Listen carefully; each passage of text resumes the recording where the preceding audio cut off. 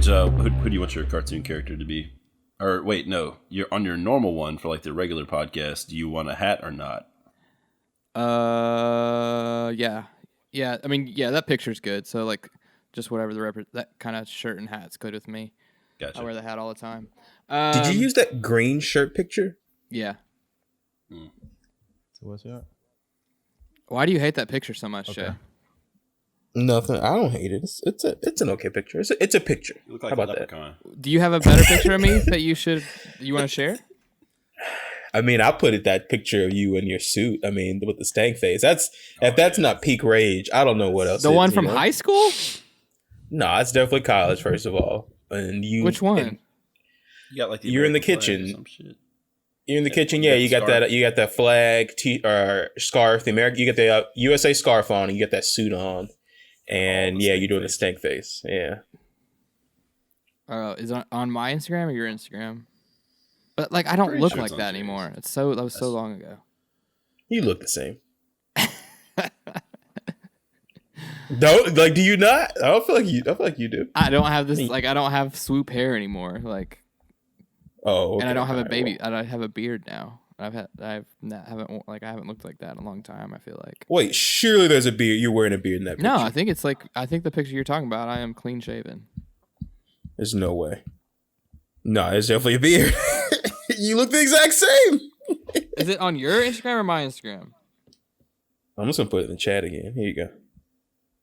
Yeah, put it in the chat. I mean, you got a couple more LBs on you, but I mean, yeah, haircut's a little different. But I mean, if that's not rage, I just don't know what is. Nah, bro. That's college rage. That's an old. That's not version. podcast rage, bro. We don't need that rage. That's 20. Yeah, we don't need that, Jay. 4-year-old rage. Okay, all right, but hey, but I mean, listen. I feel you. I mean, I like that you still think he's in there. Hey, man, represent yourself the best way possible. Do that shit. I'm sorry you don't like who I am anymore. I just don't like that shirt. I love you. I just don't like that shirt. Why don't you? I love that shirt. It's my favorite shirt. Is it real? Oh God. Why Maybe do you it's hate a bad picture. Maybe it's why a do you bad hate picture. that shirt? Man. Well, I don't get it. It's just a green long sleeve shirt and a hat. Yeah, right. Yeah, Jay, what's all the hate for, bro? I'd have to see the picture again. The man liked the shirt. I don't get it. I just don't get it. I don't know what I'm doing wrong. I like that shirt, bro. Thanks, I like man. that shirt a lot. Appreciate it. I think you look real cute. You look real cute in that shirt. More power to the green. More power to the green. What I do want to put on record, though, before we get going, is how Juarez sold us out for some other person. Where is Juarez? I'm He's right in here. bro. He's talking to his wife. Yeah, he's right there. Yeah. I just want to let the world know because, we had a date. I blame me. You know what I'm saying? I had some technical difficulties today. That's what was happening. You blame yourself. So however, that's the end of the story. End of the story. However, all right, we put it in the chat that we're going to be it. someplace at a certain time. And Juarez was in agreement. Everyone was in agreement. And then we get here, and then he ain't here. And then he tells me that he's got something going on. And so I call him up to see what's happening. We're worried. Me and Stokes are out here thinking that he's hurt. He's sick. I was genuinely concerned for that man's well-being. Genuine concern. I call him up. He don't answer. Looks like your concern was misplaced, sir. Sorry. He calls back and tells me he's hanging out with new friends out here. Just going to the bar with people having a social life outside of this quartet. But I had put the man on one time already. I ain't want to do it again. You know what I'm saying? You put that man on forever. No, because then it'd be like, I need a new friend. For what? I don't know. Because if I don't know. Ain't that what people do? Not only do you not need a new friend, you definitely don't need one now because we have a job. Like before, we were indebted to each other to spend time and play games, but now we got work to do. Juarez, my fault. Then I ain't mean disrespect like that, man. We have elevated the task and things that we need from you. That's on me though, man. You know what I'm saying? That's my bad. Well, listen, if you really want to blame somebody, it's my mom's fault, really. What? See, cause I was gonna go yesterday and hang out with him, right? But then my mom called me she texted me like an hour before, asked if I want to go out, want to go get something to eat. And I was like, all right, bet. So I had to cancel with him. but then so I made it to today. So but then I pushed it back, but then it went longer than expected. It's a whole thing, really, just like a whole deal. You say, all right. Yeah, it's a whole deal, as the kids say. All right, we'll forgive you then, just this one time. I appreciate that, man. You a good man. I don't care what I do my best. All right, welcome back to the Oblivious Podcast presents a Star Wars talk. I'm one of your hosts, Jay Johnson. Join with me as always, these three goons. We got Rage. Yep, I'm here. Hanging out. He's here. He's still here with us. We got my boy D Stokes across the way. What's up, Stokes? Hey, how's it going, man? And we got your boy, the one and only Gooby Goob. How's it going? That's right, baby. What it do? No, man, right. we in this thing, man. Finna break it down. Finna let y'all. Okay, go ahead, man. My bad, mean to get to the jump from the jump. Go ahead, man. I'll let you do all your introduction. Let's go, man. Talk to us now. And I'll get into it, man. No, you feeling good. How you feeling? What's up? Talk to me. Listen, man, this movie wasn't good. The first one, that's all I'm saying. The other one was better. That's all your boy saying. No chance. It's so weird, man. No, because go ahead. I ain't got no beat. Ain't nothing wrong with trying to tell a love story, man. But if some of the shit was just, it was a look. I mean, I still like it better than 4, 5, and 6. But some of the stuff was like a little bit like suspect, man. Especially when he just like decides like, man. Like, I understand the Force and stuff, he's like, man, I feel like something going on in the Force. My mom might be in danger, but like as soon as he get there, bro, save her, she die. Mm-hmm. She immediately died. She was hanging on for him. I'm just like, bro, I know. He's been having these nightmares for a while, though. Okay, you're right.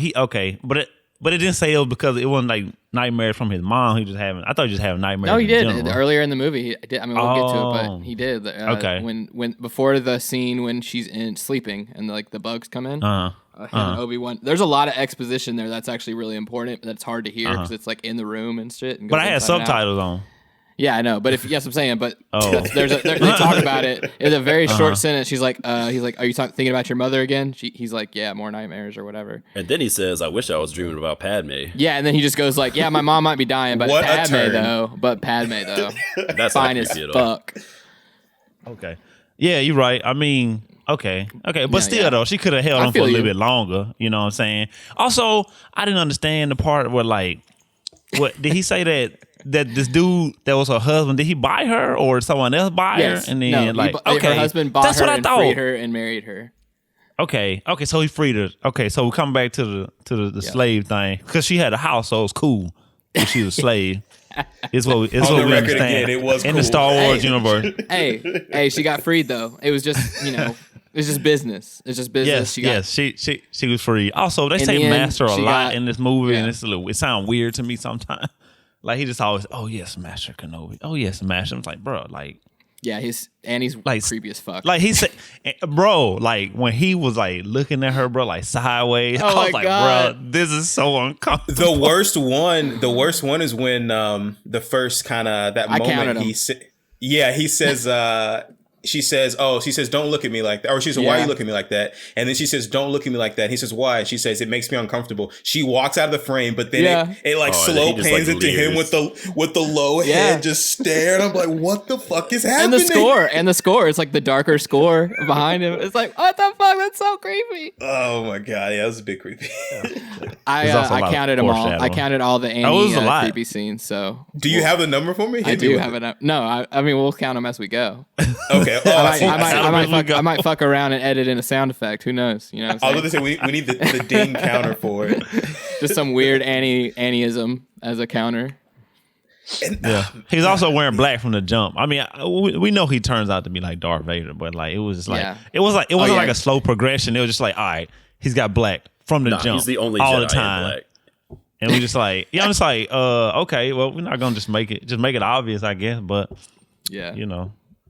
at least lead up to it or something. Of course. Well, it's so weird because they should have killed. We'll get into it, obviously, but they should have killed his mom before to go and have him here. But it's weird that we're turning him and making him dark and having him be mean, but then also doing this love story underneath. And it's like, it's all handled so poorly. Yeah. Like the whole movie felt like a love story. that I was just like, okay, well, I mean, they did love each other, and then I can't see like him like that making him like Jay, you're right. I can't see that making him want to be like the worst person in the galaxy just because like of somebody he met. Like, right. I mean, I guess he did love her for like a really long time, but just like I'm guessing when she dies, that's what like turns him like to the dark side. Right. That's the last straw. Yeah. But he's just obsessed, and then she says, I love you, because she thought she was going to die. And then I'm pretty sure at the end, she's like, oh shit, I didn't think we was going to be here, but I guess I'll marry you anyway. It's like, damn. I saw that going differently in my head. I didn't really mean it. I was just like, might as well. I don't want to die alone. But on that note, I'm gonna get a movie. No, I'm playing. I'm gonna wait till a little bit. Later in the show. Yeah. Okay, so yeah, that's the big thing. I think that's going to be the cool talk. The cool talking point now is, we're 2 episodes deep, and the whole kind of deal was for this show was to get all of Rage's pent up aggression and get all of his, his fanboy stuff that say Star Wars is good and Star Wars is always good. And maybe there's some kind of master plan, all this bullshit right here. But now we have a good point of contention, right? Are we saying, is the first movie better than the second movie? Are we saying that it's improving right now? Warren says no. I'm kind of torn. So what do you guys on an overall level, you and Rage and Stokes, what are you guys feeling as far as it being better or worse than the first one so far? Stokes, you want to go? I'll just say, since I put it at the top of my prequels, like I'm confident. I'm definitely confident it's better than the first one, and I still feel confident that it's going to be the best of the prequels. I'm just going to go ahead and say, like, I cannot wait to talk about this movie, because like from the jump I was like, oh man, this reminded me of like why I became a troll of this series. This reminded me of everything I love and everything I hate in Star Wars, and like I'm ready, man. Also, this movie is definitely coming up my list, and it's so much better than episode 1, I think. So all right, okay. I can't believe I had this last, because there's so many memes, there's so much good stuff in this. It's definitely coming up. We already got some movement I hear. Oh man, that's good. Yeah, I'm still torn. So we'll see. We'll see if you guys can convince me which other way, if I want to go up or go down with. But we'll see as we go. But yeah, so I guess if we don't have anything else, I kind of hit you guys with some of the facts for this movie. Coming out in May 12th, 2002, we got this episode 2, Attack of the Clones, with a budget of $115 million. I think that's about the same budget that was for the first one. I think it was around 105 or 110, something like that. But the big note here. Oh, go ahead. Question on that, like, how does that compare with like the new trilogy? Oh, that's a good question. And if you give me 1 second, I can actually check that out right quick. Hey, but listen. Why you looked that up? I do got a question. Why couldn't they just use a Jedi mind trick on the girl who was like trying to assassinate her from the jump, and just let them, be like, who sent you? Instead of her just being like, tell us who sent you. And they just be like, who sent you? It's not a bad question, to be honest. Just to end it, they'll be like, oh no, who sent you? Just like, he's serious. He's serious. Okay. Yeah. I mean, he was big mad, but I was like, oh, he finna fight somebody. I'm scared now. Okay. But then we wouldn't have, 2 more hours of the movie, so. Of course, right? Yeah, can't be all wrapped up, right? Yeah. So, man, the budget for A Force Awakens coming in at a cool $245 million. Good God. Goodness. So we've definitely increased. Yeah, double the budget. You said Force Awakens. Yeah. Is that what oh wait, I'm sorry. Were you asking? You were asking for the I mean, just any of the sequel series, trilogy. Yeah. Okay. I think the originals cost maybe around. I mean, I guess I can just look to be sure. I'm gonna guess 30 to 50 million. I want to say for but I bet it's like about 40. I would say 40. About smooth 40. No, oh my God, not even so off. So budget for A New Hope was 11, and then I'm assuming that the next one 11 billion. 11 million. Oh. Who do you think you're kidding at? Jessica Carter. But what's cool about the originals, he paid for all that stuff. I mean, we can't get a little, out there. Yeah. But yeah, the budget, 11 million for the first movie, shoestring budget, right? 32 million for I'm sorry, I jumped over to the end for Return of the Jedi, and then Empire. Which one is that? Return of the Jedi. That's original. That's original. Yeah. So 6. A New Hope. 4, yeah. Okay. And then okay. Empire 5. Gotcha. And then Return of the Jedi being 6. So New Empire. Hope's so garbage. 33 as well. So 33 for Empire and Jedi, about the same amount. But he put all that money up for himself, which is fucking impressive. I mean, you got to do your thing. So was he like a drug dealer? Where'd he get that money? the drug was the stuff he was pushing out there. Star Wars. He had these people coming in. That's why he paid for it. Yeah. Seeing it 4 or 5 times, just going crazy. And they kept it in the theaters for so long too. I mean, everything was a lot different back then as far as how movies went. But yeah, these screens, they kept it there because they just kept printing money. Yeah. So for this movie, the episode 2, Phantom Menace, episode 2, Attack of the Clones, budget $115 million, box office $653 million. Now that's super notable because, as Rage told us last time, the first one, episode 1, Phantom Menace, made over $1 billion. So people were people were pissed and reticent to say the least. Yeah. So and note the time. Note the time difference. Like it's 3 years in between. Yeah, it's 3 years time.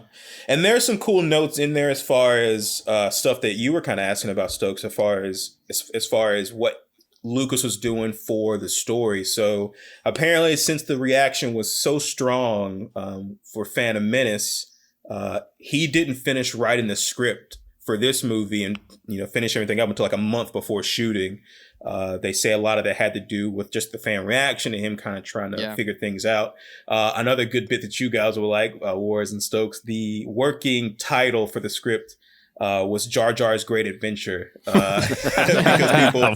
Because people fucking hated Jar Jar and they were playing with that a little bit. Which all the more proves the Darth Jar Jar theory. You're right. Well, I mean, he's got his shadow over all the. He has his moment. He still has his moment in this movie. He still affects a very it. critical moment. Yeah. Yeah. They give him. How do they give him so much to do? how do they find it? They tease you. They tease you. They think he's not going to be in the movie. They're working together with Palpatine, bro. It's okay. So 2002 is what we're dealing with here. Now, we wanted to see what we were dealing with as far as the movies that were contemporary to it. So I got a couple bangers for you that also came out in 2002. Spider-Man 2, one of the best superhero movies of all time, still holding it down. 28 Days Later, that's not really that big, but I love that movie.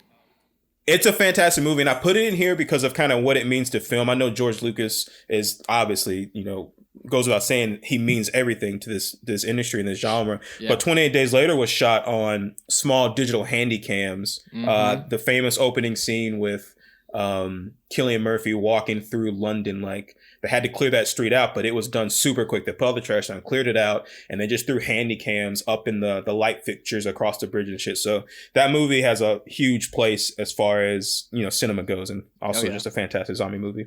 Then I got Minority Report. Oh, yeah, I mean, hey, listen, man. You can say what you want to say, but it's a classic for me. It's C-list. C-list. God, I hate you so much. Fucking C-list. So we got Minority Report, and I put this in here because, I'm watching this movie, and we get the scene where, which is a pretty cool scene to be fair. The whole factory scene when the droids are being built and Padme gets knocked down and Anakin gets knocked down. And I love Minority Report. I was like, oh shit, Spielberg stole this bit from George Lucas. He had to have, right? Because these scenes look so similar. Minority Report, it was the Lexuses being built. Mm-hmm. But that can't really be the case because these movies both came out at the same time. I mean, presumably they could be talking, cross-talking about it. And I didn't do any research, but I would assume that it could be more coincidence than I was kind of giving it credit for. Another movie we got, Lord of the Rings, Two Towers. Another pretty big epic. I think that movie holds up pretty well nowadays compared to this one, right? I mean, the special effects, everything they're doing in that movie is pretty good. Yeah, but the movie's like 4 hours long. You're not wrong, Flores. Who got 4 hours to spend watching the movie?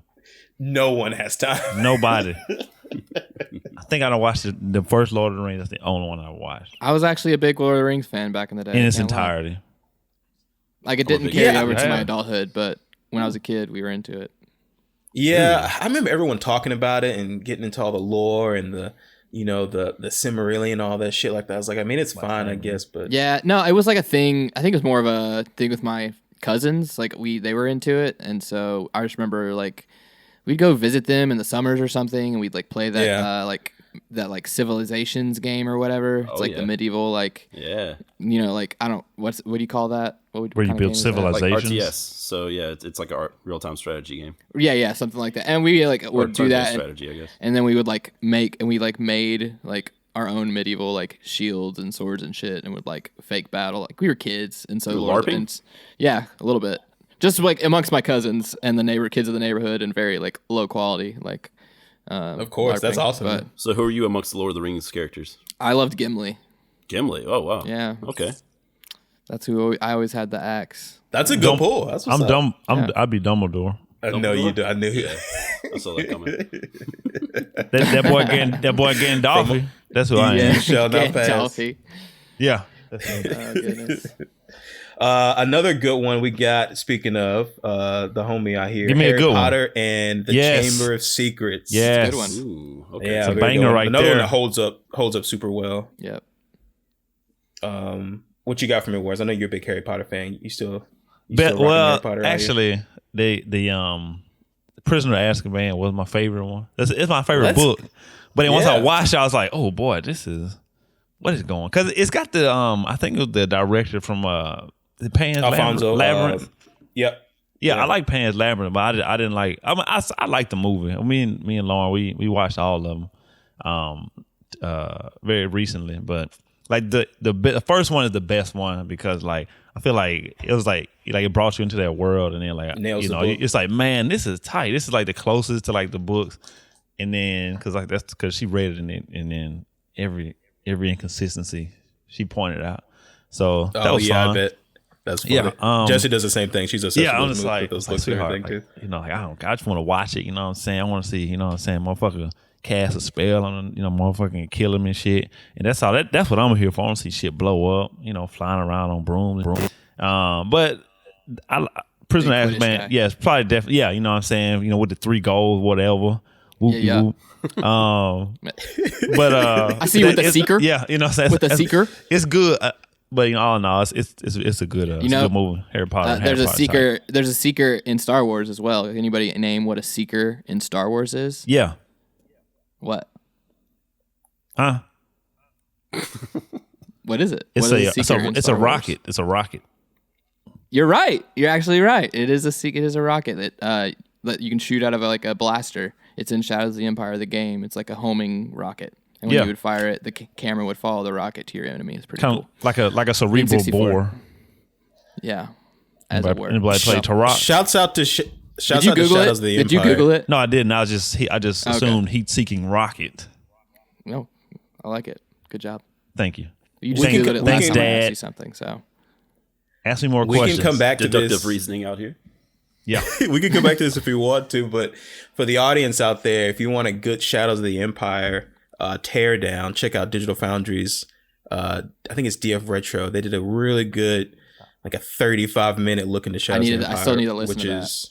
Which Rage always shouts out. But man, that game, that's the cool thing about Star Wars, whether or not you like it or not, but there's so much media for it and so many different people who are inspired by it and that make cool stuff, and they're always pushing stuff. So Shadows of the Empire was on the N64, but what that game was doing is like, man, it really pushed that system. It really did a lot of crazy stuff as far as kind of 3D all games 64 go. bits of huh? Right, yeah. I mean, they were pushing it, bro. It's man, they took it. We're gonna get to the weeds just for a quick second. They took it and they put it in the computer, and there's like a debug kit that's built into the game where you can just put a code in and then actually run the game kind of how they were running. So they were able to do things you couldn't even do now, just like take out a lot of the stuff, and you can just see how it was, just see the makeup of it, and just how games are made, and with like the terrain and things torn out, that game can run as fast as like a Call of Duty can now, but obviously it couldn't do with all the stuff in there, but really cool stuff. Check it out. But all those movies are just to say, the early 2000s, there are a lot of bangers kind of coming out, and Star Wars, it was not without its competition. I got 3 more, just quick ones before we move along. Men in Black, Black Hawk Down, and then 8 Mile. other 3 movies that came out. Not 8 Mile now. That's a combination of movies for you. 2002. 2002 was a good year, man. That's a lot of good movies out there. Yeah, man. How old are we in 2002? Where are we at? 13. Oof. 13 and 14, I would assume. So freshman? Yeah, must have been. Yeah, I guess so. Yeah. Sick, so. Ooh, goodness. What a time. Did Did Drumline come out that year? Well, so yeah, it had to have, because this movie came out in May. And I remember, because if we were going into freshman year, Rage, we had the snare drum and the tenors in my living room, practicing Funky Drummers, all summer long. So those stories, we might have saw this together. Again, so I still don't remember. I don't remember. I don't have any recollection of seeing these movies. I know I saw it, but I don't know where I did. Yeah, I don't get anything for that, but. Yeah, so that's where we are. So, one more shout out I got before we move on. This is kind of funny, a little throwback to the first episode. So Phantom Menace came out in 1999, and then also The Matrix came out in 1999. Right. And your boy, Matt Doran, who also plays Mouse. He's the Death Stick guy. He's the Death Stick guy. Yeah. I caught him. I was like... That's one of my notes I've got for this, man. He's what guy? I was like, shouts out to Mouse. Let's go. He's the guy who offers Obi Wan the Death Sticks in the bar. It says you don't want to sell me Death Sticks. And okay, I got you. And who is that guy? That actor? He plays Mouse in The Matrix. Is he the one that says not like shit. this? Gotcha. No, Mouse. Oh, no, Mouse and Tank. Okay, I got you. Yeah, he's a little one. He gets shot up during that first raid or whatever. Yeah. But yeah, he talks about how cereal tastes or whatever, has a couple good lines in there. But yeah, he was a good character. That was the boy that made the program. Yeah, he's a big. He made the red. Okay, yeah, okay. Yep. Yeah. I got you. That was He does a little cool sleight of hand with the death sticks or whatever when he's in the bar. So I had to give my man a shout out because that was I was like, oh shit, this is pretty cool. So all right, well yeah. If you think anything else, Rage, you can kick us with the plot out here. I think the cue is play the music.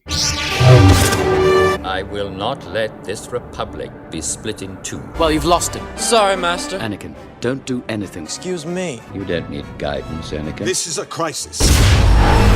Join me, Obi Wan. The dark side clouds everything. Begun this Clone War has. So it's not technically, I guess it has music in it, but I'm just kind of cutting all of the sounds of the trailer together. It sounds fantastic. I like it. It sounds so good. I don't know, I'll just be full disclosure and put it out there, copyright and all that kind of stuff. So I'm trying to make sure I play that by the rules. So I think I might still shorten it because you guys, when recording this, you would have heard the first version. So I think I'll probably make it a little shorter, but I don't know. I feel like just using little sound effects from the trailer every now and then should be okay. But I guess we'll find out if we get a copyright strike or get. You can never be too careful with the crazy Disney because they come out. I know. I know. So, but I hear a lot of podcasts use a little bit of the music.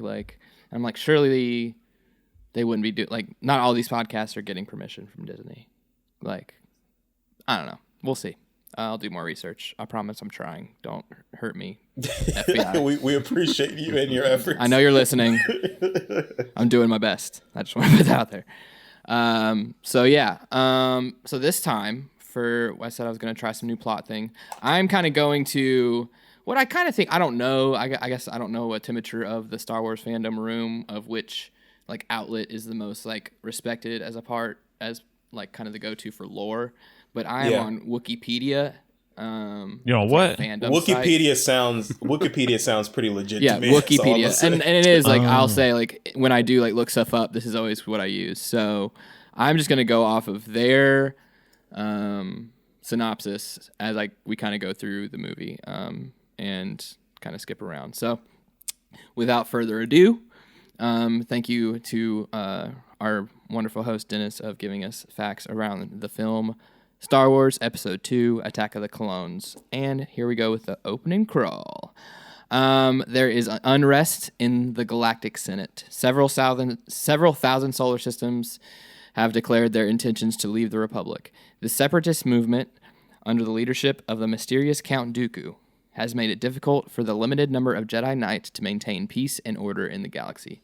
Senator Amidala, the former queen of Naboo, is returning to the Galactic Senate to vote on the critical issue of creating an army of the Republic to assist the overwhelmed Jedi.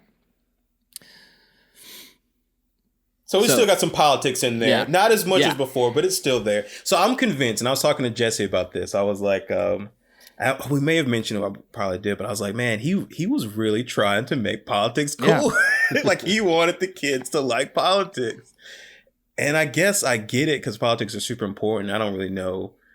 I guess we could assume, right? I mean, he's a creative, we can maybe assume what he is, but I don't know. So the fact that maybe he's even doing this and putting politics out there like this may seem that he's more kind of liberal leaning, I would think, but I don't know that for a fact. However, I think it is cool that he did try to do it, but again, and I'll repeat it, he didn't do it that well. Right. No,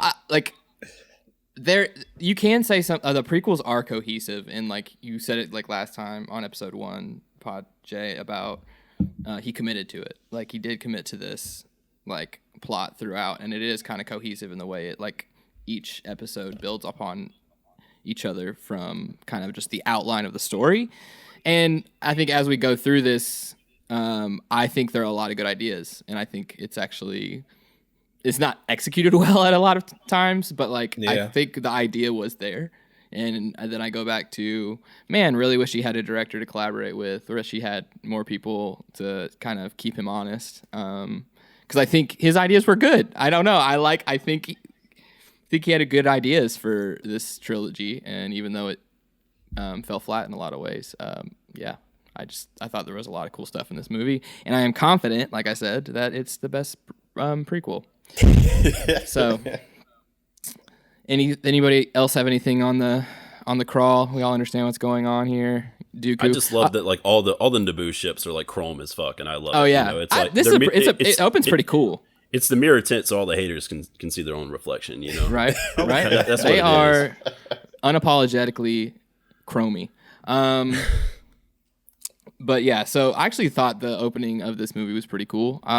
Looked pretty cool. Jay likes the Naboo ships, so I figured he liked that new, like B-2 looking bomber. Yeah, B-52 bomber looking thing. That's very cool looking. Yeah, very cool looking. I thought the Naboo starfighter practical, like on Coruscant, looked cool when Padme got out of it. Also, a cool thing that Padme can fly a Naboo starfighter by herself. Dope. Yep. Also, a cool thing that people are still falling for the decoy trip. Yeah. Yeah. Man. Yeah. They use that so often. I just like it's been 10 years. That's a tried and true trick, bro. That is they've forgotten how it even goes. They're just also, I want to point out something else from that scene where the guy's like, "Guess I was wrong. There's no danger at all," and like everything explodes. And just from that moment on, I'm like, I'm in. Like, let's go. Like, this is gonna be really bad but really entertaining, and I love it. Like, let's do it. Yep. All right, so Goob, you got anything on the open crawl, or are you ready to keep going? Like where like drop down at the beginning? Yeah, just the opening crawl, like the. No, I mean, I was reading it really, and then I even had no question. I'm a pause. I was playing Star Wars when you said that. I'm gonna pause this game so I can pay attention now. Mm-hmm. So. But no, I ain't had no beef with the opening crawl, man. It explained the shit, more politics. Just nonsense motherfucker gotta deal with. But I ain't had no beef with that. It was cool. There's a lot going on with it. But yeah. So into the synopsis. A decade after the events of the it was decade. I feel like that was too long, man. That's what I wanted to say. I feel like, man, damn. So time has passed, obviously. Anakin is not a little kid anymore. Like 100 years, huh? You know what I'm saying? Padme awkwardly states at some point. Those Gavin years. Yeah, those Gavin years. 100 Gavin years, 10 regular years. So yeah, a decade after the events of the Phantom Menace, the Galactic Republic is in crisis. A separatist movement led by former Jedi Master Count Dooku, alias, which is important, the Sith Lord Darth Tyrannus, is threatening the peace causing the Galactic Senate to debate a military creation act to form a standing army for the Republic's protection. Senator Padme Amidala, the former Queen of Naboo, returns to Coruscant to vote against the act, even though there are no longer enough Jedi to maintain peace and justice in the galaxy. What happened to them? To who? The Jedi? They're not a force. They're not an army. Like they say that, and I think the last one or whatever, that they're not an army, and they're getting overwhelmed because the separatist movement, which we all know is just a fucking charade that Palpatine has plotted to make people break from the Republic and basically threaten civil war. And so the Republic, and as we see after the assassination attempt, when they're talking to Palpatine in his office or whatever, they're worried about civil war. They're worried it's just getting worse. More star systems are kind of breaking off from the Republic, which, like we said last time, the Republic is kind of I think I called it the Washington D.C. of. But it's more like the UN, like the United Nations, right? Where people, it's just all the nations kind of coming together in a more to have order in the universe, as it were, or galaxies, and I don't know. Anyways, wait 1 second. Whereas the reason why they're gone, and we're gonna get that in the next couple movies, is that 90% of the Jedi are just trash. Yeah. They're getting shot with blasters and, knocked off banisters. They got lightsabers and they can deflect shit, but they're just getting ate up. So I think that's what we're learning, is that only a few of them are the real elite out here. Right. There is a spectrum to quality of Jedi, which is a cool thing in Rebels before I stopped Rebels and went back to Clone Wars, where I am now. The Jedi that you get introduced to is actually not that good. He's kind of very mediocre at being a Jedi. The main kid with the buzz cut or whatever? No, that's actually becomes his master, but it's after Order 66 or whatever, so he's kind of just one of the survivors. He never finished his training, but he's still a Jedi, that kind of thing. But so yeah, like you said, they're not in large, big enough and equipped enough to kind of handle this. So, but it's kind of interesting that that Padme is very much against military. She's anti doing this. She's against this military creation act. And again, I don't know. I enjoy this politics stuff.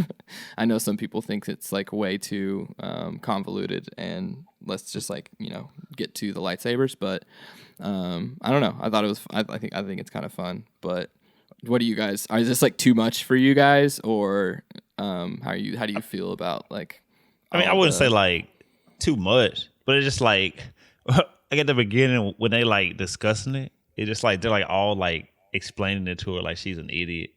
They're just going round table mansplaining, look at her, lady. Oh yeah, for sure. You don't understand how this stuff is. Okay, we know what's going on, and it's okay, y'all, let's move along. And it's and Palpatine is the most patient motherfucker in the whole world. Bro, it's 10 years later, bro, and you still ain't did shit. Get to it. Which say what you want about it. Take the shit over, man. Let's go. Let's do it. Because these niggas don't know that you a Sith Lord and you work right next to them.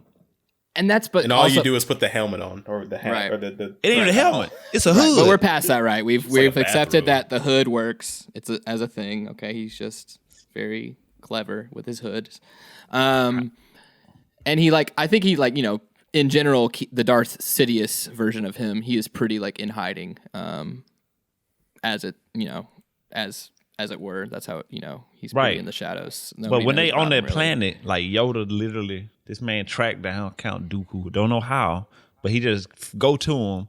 But he don't know that Palpatine is a Sith Lord. No, Yoda's right next to that's him. what I'm saying. They're figuring this all out during this movie. I'd be they don't bro, know. You look kind of suspect. What you got going on? You look you up to no good, bro. I don't trust you. But they're just whatever, haha, he's a friend, blah, blah, blah. And he's he's just playing everybody. Yeah. My nigga. So after the assassination attempt, we go in on this meeting, and this is kind of cool. And I was just gonna say, like, say what you want about the prequels and stuff and like the acting, but Ian McDermott is like always kind of bringing it, I feel like. And who is that? Even like the guy who plays Palpatine. Okay, and all right, that's his name. His like the way he plays Palpatine, I always think it's, for the most part, I mean, he has some bad lines or here and there, but it's always really well done. And I don't know, just to like think about this exchange, even though some of the dialogue was a little like just not good or whatever, like some of Yoda's lines were really, like, Yoda is such a mixed bag in this movie, even though he's one of my favorite parts of this movie, his kind of like arc and stuff. But there's good moments and bad moments. And so, sorry about that, guys. That was not mine. It was me. Okay. So, anyways, so yeah, so where was I? It is cool seeing. Go ahead, my fault. What? I was gonna say it is cool seeing Palpatine because he is playing everybody. So it's like, there's lots of bad acting around the board. I think he does have good acting, but it's cool because he's acting, but he's also, his character's acting. It's like a whole kind of long play. So it really does kind of work in that sense, I think. Yeah, so that's cool. Like, even at like the end of like the other movie, like there's like a screenshot where like I forget, somebody says something, and then like it just like pans over to him, and it's just like foreshadowing. It's like, I can't remember what they said, but it's like the very last scene, like when they like burning Qui-Gon, and it just like pans over to like Palpatine. When they're talking about and it says something. I was like, bro, if we kill the master, it's like that's it right there. Do you like that's it? And it's like, no, yeah, but. It's not all good. Like I'm just kind of more commenting on Ian McDermott and like when he like has his moment to like be this like conniving, like play like, I don't know. There's just moments in this movie that I think is actually pretty cool, and this is one of them. When Yoda's literally saying the dark side is clouding the Force. Like Yoda's trying to figure this out, and Mace Windu's trying to figure this out, and they don't understand what's going on right now, and they're trying to keep it a secret because they know how exposed they are. And like Palpatine's right there looking at Yoda saying, "Hey Yoda, think there's going to be a war?" like to his face, which is pretty cold. Like it's pretty cold as it's kind of the big bad. So I thought there's some cool stuff going on there. And like, again, I'll say it again. The story of this movie is a lot of cool stuff going on. A lot of it executed very, very poorly, but still cool. So, all right. So we already got the assassination attempt, and then as a result, Palpatine orders the Jedi to protect Padme, which I guess he later reveals. You see, Anakin says like his counsel has helped him in a scene or whatever, and so we find out that Anakin's been getting secret counsel from Palpatine throughout his life. Can we don't talk know how about long. the CGI, like the green screen in that scene? By the way, oh yeah, I mean, it's for sure. Like, it's miserable. It's really bad. It's such a mixed bag, and I would say you get some better shots in this movie. Oh, great shots. Yeah, but his office, Palpatine's office, is terrible. I don't know what was going on in there. Yeah, I can think of a few, like even like Kamino at times, like, and I think Kamino's really dope, and we'll get to that. But like inside when he like meets the Prime Minister, it's like so like bright and glowy, and like it's just like what are we doing here? Lens flare. A note I had on the green screen stuff, because it is like we talked about that in the first one and the prequels, the CGI and like the mix of it is just off, and we can keep bringing it up, but it doesn't really get better. It's kind of throughout the whole thing. Has not aged well at all. Yeah, no. So it hasn't stood the test of time, and it doesn't stand up. But there are, I think, some shots that look good. Kamino is cool. Like I think, but I just put a note on the green screen stuff. Like all the wider shots, like with like dialogue, are always worse. Like the close up shots with the CGI, and like when the dialogue scenes generally look better. I feel like it's almost like they spent more money on those shots, which makes sense. If you're gonna have a close up, it needs to look really good. But yeah, but it's like 20 years ago though. Right, I know. Yeah.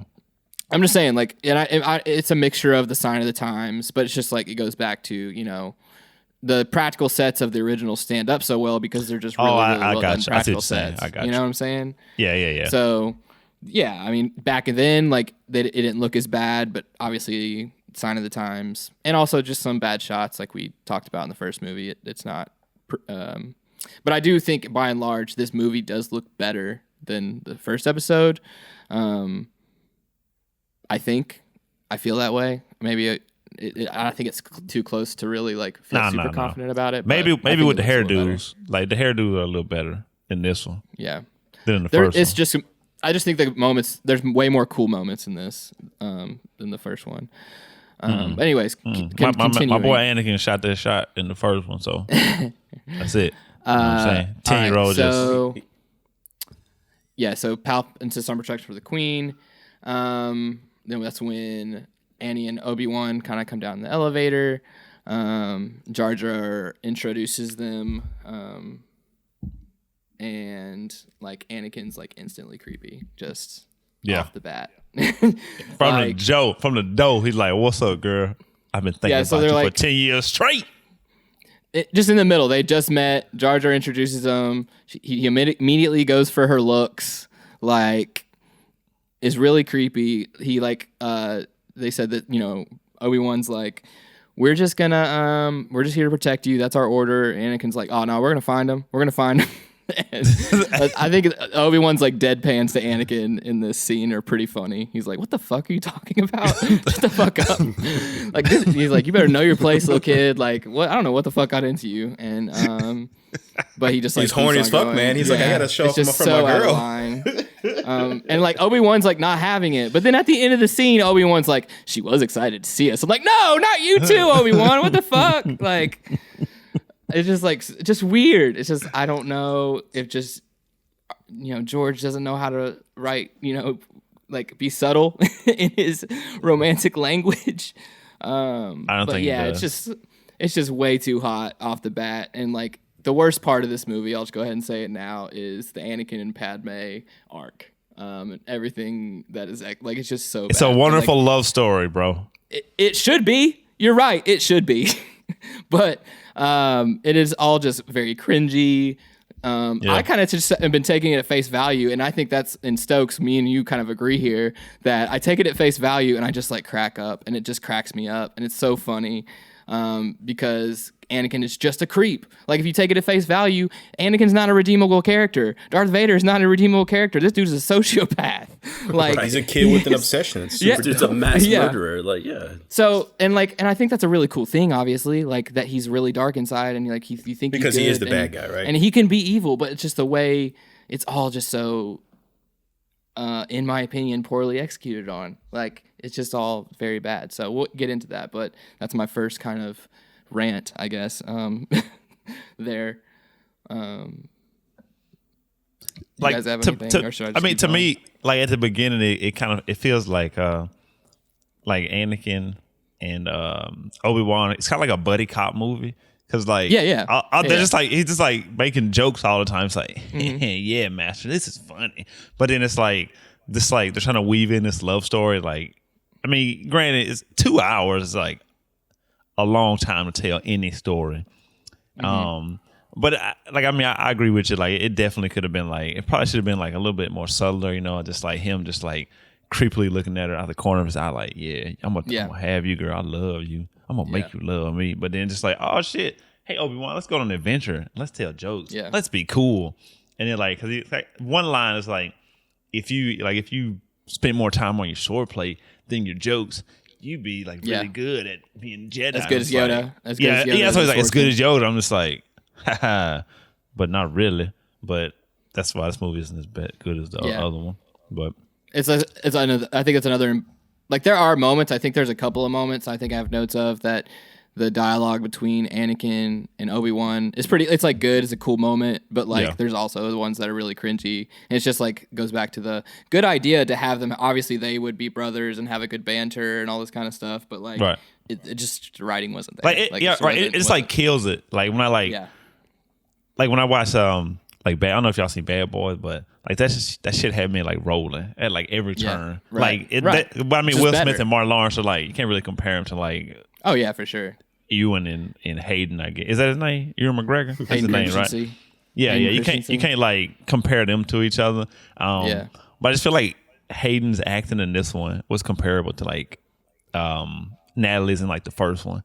It was just like so, it was like not like terrible, but it's like, bro, like oh my god, it's like watching like a local play at some parts. Yeah, right. You're right. You're right. It is really bad, but man, all right, and I don't want to excuse him because I know it's bad. I think George. And it's like 2001. Sure. So. We've already talked about like with Natalie Portman how we know George Lucas is notoriously bad with directing actors, and so it's not just their actors' fault, but it's just like, and no one actually really knows who's to blame, right? Like, unless you were there. But go ahead, sorry. I kind of like the idea of him. I mean, it gets super creep status, and it's hard to like excuse some of the stuff he does that we'll get to later on. But I do kind of like the idea of Anakin being just being weird and awkward. You know, like he's just a kid, and you know, this Jedi thing isn't. It's kind of like you have to just kind of fall in line kind of a deal. With any kind of militarized training or whatever it is, they're taught to, you know, not do certain things, but also do certain things and be compassionate, but also not really feel or care about stuff and be taken from his mom. So, you know, he's obviously fucked up. So I like the idea that he doesn't know how to talk to people and he just kind of says what he, you know, says. So, yeah. Stokes, what do you think? About what? When I was telling you about like kind of the interaction between Padme and Annie, and like how the memeable, like kind of just taking it at face value and it laughing at it, even though it's like you're laughing for the wrong reasons, but it actually is entertaining in how bad it is sometimes. I'm just here to tell y'all, I'm listening to y'all talking, and I like wholeheartedly disagree with everything that's being said. Okay. Like everything that's going on right now, I'm like, listen to this shit right here. Wait, listen to us? Yes, both of y'all, because I'm listening to y'all and I'm hearing everybody taking this movie so serious. Oh, let's talk about the politics. Oh, they could have executed the politics. Oh, damn, is that us? That's y'all. It's both of y'all. Damn, let's fucking go, Stokes. I'm here to tell y'all what's great about this movie is how like bad it is in like certain aspects, and then like also the action is fantastic in this movie. Like, it's so much better than anything we've seen up to this point in Star Wars. Yeah. Obi Wan, like, I agree. Hey, they feel like Padme is getting attacked. They come in there, ooh, double lightsaber. Oh, let's dive out the window. Oh, I'm hanging on to a drone now. Yep. Oh, let's have a chase scene. Let's jump out the car and fall 500 feet onto another car. Also, there's that opening scene is dope. It's so great, and there's no traffic laws in Coruscant. Apparently, you know, like no cops out there. They just driving all over the place. They are the cops. I just assumed everything's like on autopilot. What's that? I just assume like all the cars like on autopilot. Yeah, that's also a very fair assumption. But anyway, I'm just saying, like, I feel like everybody is just like they're getting caught up with the wrong stuff. And yes, I understand that George is like trying to tell a political story and like that's the maneuverings. But I'm just here to be entertained, man. I'm going to take the Goob stance from episode 1, where Goob was saying like, "Hey, man, y'all are hating on this movie, and like, there's a lot of good stuff in here." Although I would point out the Goob also at the end of the day was like, I wouldn't watch it again unless I was forced. You're right. But I mean, I would like being in the moment of it, but I wouldn't be like, you know, just, oh man. No, you would never like, see I wouldn't watch it again. Yeah. But I mean, like this movie though, like as soon as I started watching it and he's like, well, I guess we got out of here with nothing going wrong, and the ship blows up right off the start. I was like, here we go. Like, this is what I loved about these movies. It's just like the insane stuff. And yes, like you could say what you want about like the dialogue of like Hayden Christensen and Natalie. You know, it's really bad. There are points where it's not as bad as I remembered. You're right. Absolutely. There are, like when they were walking on the bridge and she was talking about how I'm glad you were a senator. I'm glad you helped because you should help. Like, that was a cool moment. Yeah, one of the very few good ones. But now the scene where it's like dark and they're on Naboo, that scene is terrible. Dude. Like, that scene is really bad. But I mean, there's some good stuff in there. It's better. Also, a lot of that's directing. So for me, I'm here to be entertained by that stuff, and I'm here to be entertained by the action. And in those areas, it's hard to beat this movie, man. I mean, there's a lot going on. There's a lot of fun stuff. I love how like strong you came on. I think we do still kind of agree at this point. I love that imitation of me. Obviously, did you do that again? Let's talk about the politics. It's all wrong. No, I know that I'm a nerd and I just like the politics part. I know other people don't. I just like that, and that's kind of like a thing that I enjoy. And I'm not saying it's bad in this movie. I actually like what's going on, like the different things. Anyways, but obviously that's more of a me being a nerd. But but I'm with you though. This movie is so much more fun than the first one. So much more fun. So much more cooler stuff happens. There's a lot of great action. I think, like we talked about the CGI showing Sign of the Times. Like we talked about this opening scene, which is the part in the plot that I'm about to read. I'll just go ahead and read it, and then I'll talk about it. But that night, the assassin Zam Wessel makes another attempt on Amidala's life. Though the Jedi are able to foil the plot, they pursue her through Galactic City, eventually disarming her in a bar. Upon being questioned, disarming her. Yeah, disarming her in a bar. Upon being questioned by Obi Wan and Anakin outside the bar, she is killed by a saber dart, fired by a mysterious man. Before the Jedi can learn the name of her employer. Returning to the Jedi Temple, Obi-Wan is assigned by the Council to track down the assassin's killer. All right, so like you said, this is a cool, flying cars, Coruscant, night, like this is all super dope.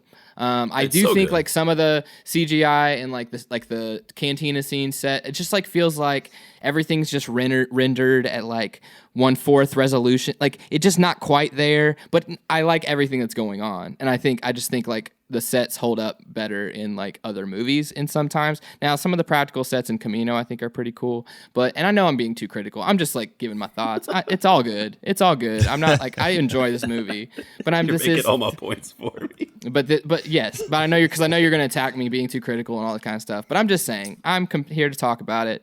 But no, I think this is a really cool chase scene. Obviously not without its flaws. It's so dope. That like the dialogue is great between Anakin and Obi-Wan. They're like chatting shit with each other and it's a lot of fun. And then even in the bar scene, like there's even in the build up to it, where Obi-Wan like walks up, he's like, "Hey, you notice anything off tonight?" And he's like, "Oh, it's quiet as a tomb." I'm like, why would that be a good thing? Like, why would a tomb be a good thing? Like that means she's dead in there. And then they go into the bar. They drive through some pink lightning on the way. And they get in the bar and like they just smooth chop somebody's hand off and everybody's cool. Power with that. couplings. Like, yeah. It's just a lot of fun, man. Zam or whatever just fucking walks straight up to Obi-Wan, just pointing a gun. Not like she could just fire it as soon as she had a target. Like until he can turn. Like that's what I'm saying. It's like it's not like there's some cheesy shit in it, but I'm saying had to be like, within 3 feet to pull the trigger, man. Yeah, exactly. Like just ridiculous, and that's what it does this stuff in. Just really silly things that I feel like that are silly, but. I liked this. I enjoyed it. It was pretty cool. Was she like a Doppler? Like what? Like she's a changeling. Cause she like, oh, my fault. What's Doppler she's a from? changeling. I also thought the Anakin on the ship. Oh yeah, that's right. That's the Witcher. So what does that mean? She can just like change her appearance? Because I don't think she did that. Yeah, no, she didn't. She's a changeling, but she just stayed in the same. No. You saw it when he was like when Anakin's on top of the ship and he's like jamming the lightsaber through there. You can see. Yeah, her you face see changing. it, but. I'm saying like he says she's a changeling, but she only goes between like her natural state and that like girl. Like she doesn't like just turn into somebody else and then walk away. I got you. Even though they were hinting at maybe she looks different because she's a changeling, but she didn't. So shout out to this whole bit. I mean, big Fifth Element vibes in here with the flying cars and everything. I love Coruscant, which is dope. I love, Obi-Wan just, slicing people up, all that shit like that. Like you said, the banter's good. These scenes are the best scenes of this movie, and they do give a lot more than anything that we got in Phantom Menace. Yeah. Exactly. Yeah. I mean, like off the jump, I was like, hey, I'm alive. I'm awake. Like I'm actually, I'm not falling asleep 3 times in this movie. Like, let's go. Yeah. I did fall asleep in this movie though. Oh. Well, that's fair. To each their own. It wasn't until they got to Naboo though. Like when they was having like their little picnic lunch. I was like, man, this is cute. The new stuff. Oh shit! Hard. And I fell asleep. And then another part of the scene at the end, like the whole Obi-Wan grabbing the thing, toxic dart. Like, I thought was pretty funny. And what's great about that is like he's like, I need to investigate this toxic dart. Let me go to my local diner. Oh my god, dude, that scene. That is ridiculous. Diner. So we go from the cool bar cantina thing to this thing that was ripped out of the 50s. I was like, okay, guys, what are we doing? I liked it though. You don't like that? I loved it, man. No, because to me that's like it's like a very like Obi-Wan noir. I knew Stokes would like it. It's Obi-Wan noir. Yeah, because I love diners. I love like easy ass food. But I was like, can we change your character to Dex? Can we change your character that Allie's drawing to Dex? Who's Dex? I don't remember. The guy that's in the the dude diner. he talks to in the diner. Okay. That's That's cool. rapper. Yeah. Yeah. If I'm not Captain Kirk, then yeah. Yeah, I'm just kidding. But yeah, no, I mean, like, it's Obi Wan Noir, man. He's in there like old school detective, like where he's in there like shaking up like his local confidant, you're right, yeah. his local informant, and what do you know? It works. He gets the exact information he needs. He gets that inside info that even the Jedi Temple doesn't have, and that's what I'm here for, man. The best part of this movie, space the best that bit is good. Yes, the best part of this movie is Obi-Wan and Yoda's arc. That was my favorite parts, both of them. That's Obi-Wan got a glow up, man. He's got the long hair, he's got the beard, he's out here sleuthing, like you said, Space doing his Jesus. thing. Hey, got rid of that rat tail. That plus the clone troopers, like I've said, the origin of the clone troopers is dope. I also got to give out a different shout out to Obi-Wan. All right, so and I hate to like step on your toes here, Rage, but like in the next scene, please do. You know, whenever they're like, hey, so basically, he's going to investigate this bounty hunter, and you're going to escort Natalie back to Naboo. Right. So Obi-Wan knows he's got feelings for her. Obi-Wan knows that he's like crushing hard on this chick. Worst kept secret ever. But Obi-Wan keeps it. Obi-Wan's like, he doesn't say anything in front of the Jedi Council. He's like, this he does is probably though. a really bad idea.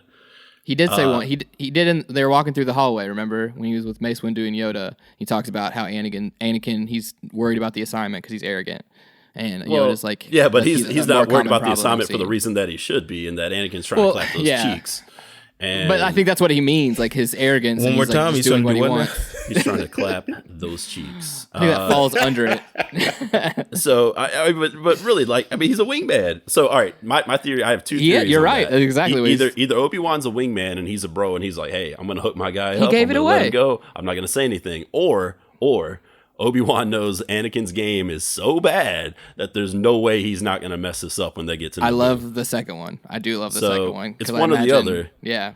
Because I could see Obi-Wan thinking that. He's like, this dude is so lame. This dude. Hey, wait till he gets like, there. He's going to start talking about some sand and some shit like that, and that's going to be the end of it. Like, well, please don't bring up his mom, who, by the way, he hasn't been going to rescue the last 10 years. Like, I think Obi-Wan had a crush on Padme, and he thought he was like in the running. He's like, there's no way she would fall for this loser. I want that storyline so bad. Right? God, I want that storyline. That's like a fan theory, isn't it? That he's actually. I think I've heard it. Yeah. Well, no, that he was. I mean, maybe I have heard this theory before, but like, because he does say at the beginning he is very excited to see Padme at the beginning, and then he gives the comment that I talked about earlier that was she was excited to see us. So like either he was talking about himself but that's what's so funny about I took it that he was trying to chill him out. Oh, absolutely. Hey, bro, but I'm just saying, calm down, man. I know you had like a boner like the last 10 years waiting to see this girl, but calm down. Like he's like, I'm sweating, cool, man. Oh my god. He really is freaking out. Anyway, sorry, go ahead. Yeah. No, you're good. All right, so during the investigation, Obi-Wan is led to a mysterious planet called Camino, missing from the Jedi archives, where he discovers a secret clone army being developed by. Crap! I skipped a part. Sorry. Man, Jedi's damn stupid. All right, so returning to the Jedi Temple, Obi-Wan is assigned by the Council to track down the Assassin's Killer. Meanwhile, Anakin continues his task of protecting the Senator and is asked to escort her back to her home planet, Naboo. Anakin welcomes the opportunity, as he often becomes angry and frustrated by Obi-Wan's criticism, and is glad to have an opportunity to be on his own. Further, he has become infatuated with Padme and relishes the chance to spend time with her. Junior Representative Jar Jar Binks assumes the Senator's duties in her absence. We were talking about that scene earlier before we were recording about how he's like trying to gather his thought, and Padme's just like, shut the fuck up. Whatever. I don't care. You're going to do a great job. Leave me alone, please. I got to go see you. Bye. Yeah. Please stop talking. This is where we get the scene with Annie getting told he seems very grown up, and then promptly showing how he has not grown up and whining like a little baby boy about how Obi-Wan doesn't think he's, just doesn't believe in him and all these sorts of things.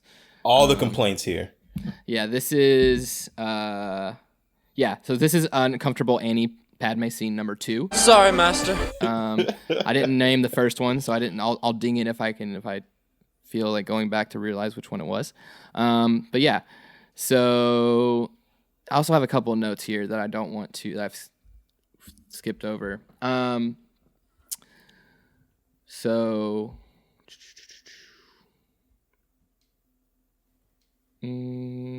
Okay, so I talked about the exposition. I'm kind of backtracking here, but like before that whole cool scene that we just talked about, there was like dialogue happening between Anakin and Obi Wan, and talked about his mom. And we joked about how he goes straight to Padme.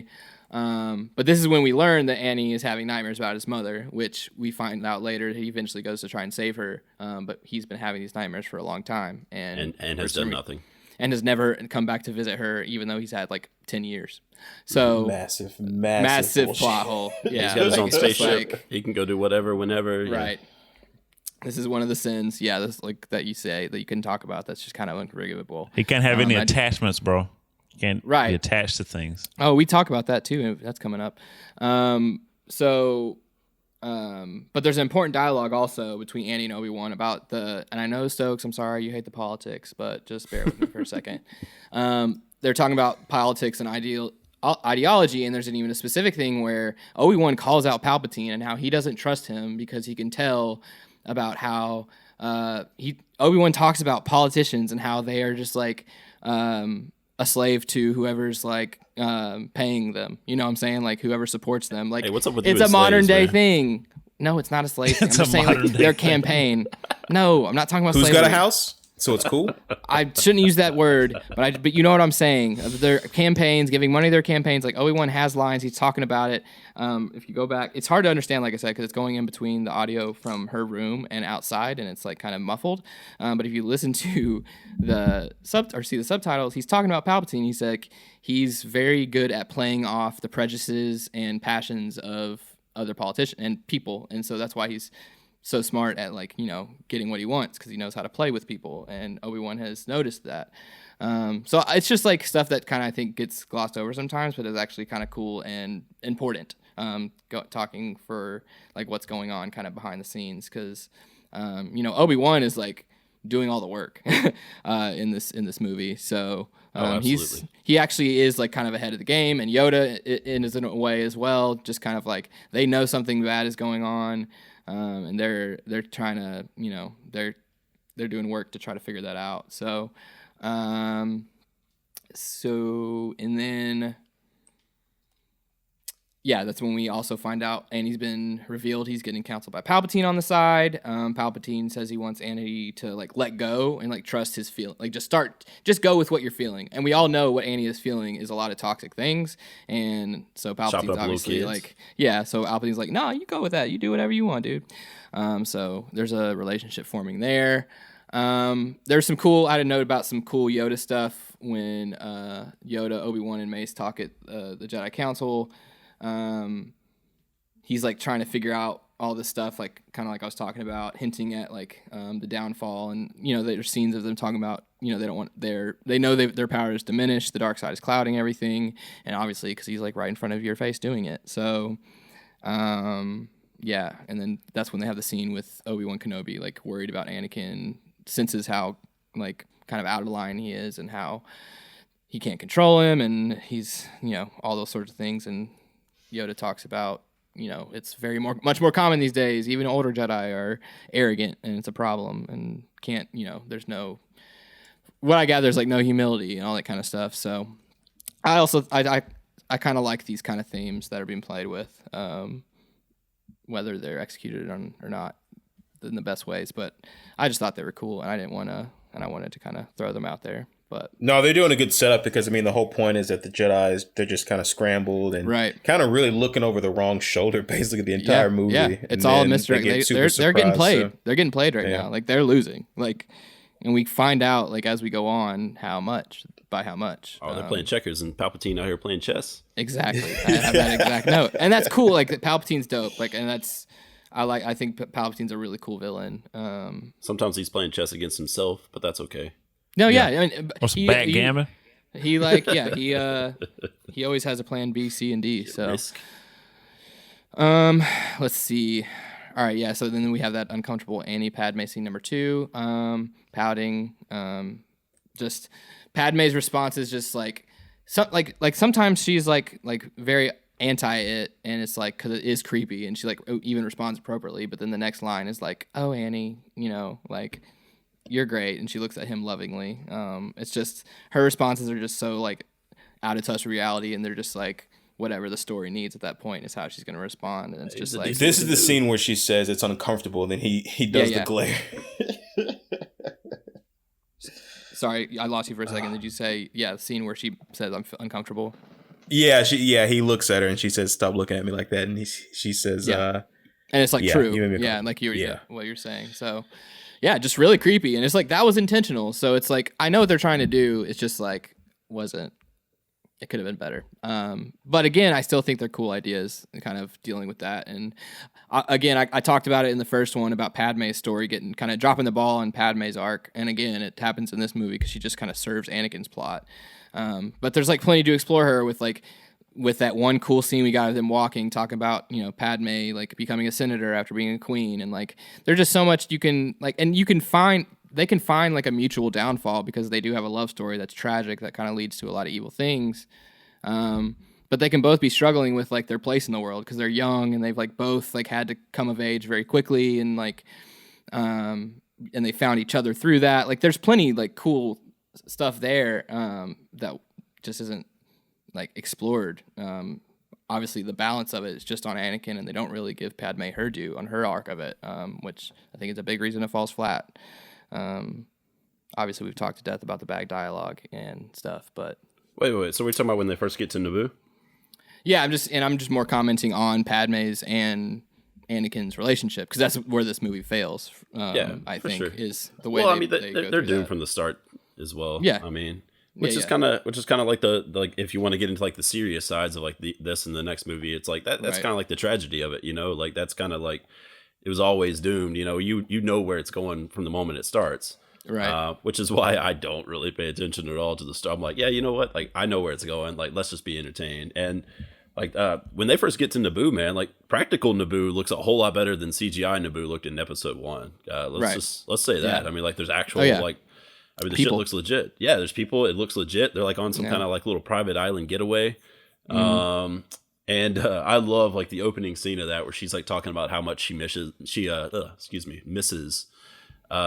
summers in Naboo, and he's like, I hate sand. It's literally the first thing he says, like, and it's so good. I just like I die laughing every time because she's like, I love the summers here. It's so beautiful, and I hate sand. It's coarse. It gets everywhere. It's like, why would that be how you open up talking about? Like, you're not. Anyways, it's really bad, but it's also really good and entertaining at the same time. Right. That scene when they were frolicking in the fields here in a little bit, actually, I think that was so cute. It is cute, right? It is dumb, but as far as CGI goes, I think those waterfalls and shit kind of held up for me. I mean, of all the kind of wide shots that looked kind of bad, I thought that was one of the better ones. And my man's got some game in that scene too, man. I mean, he's got the back robe going on. It's not always awkward.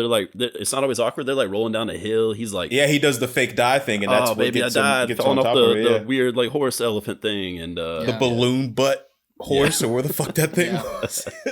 I'm hurt. Come help me. Yeah. Oh no, I'm not hurt. I love you. Yeah.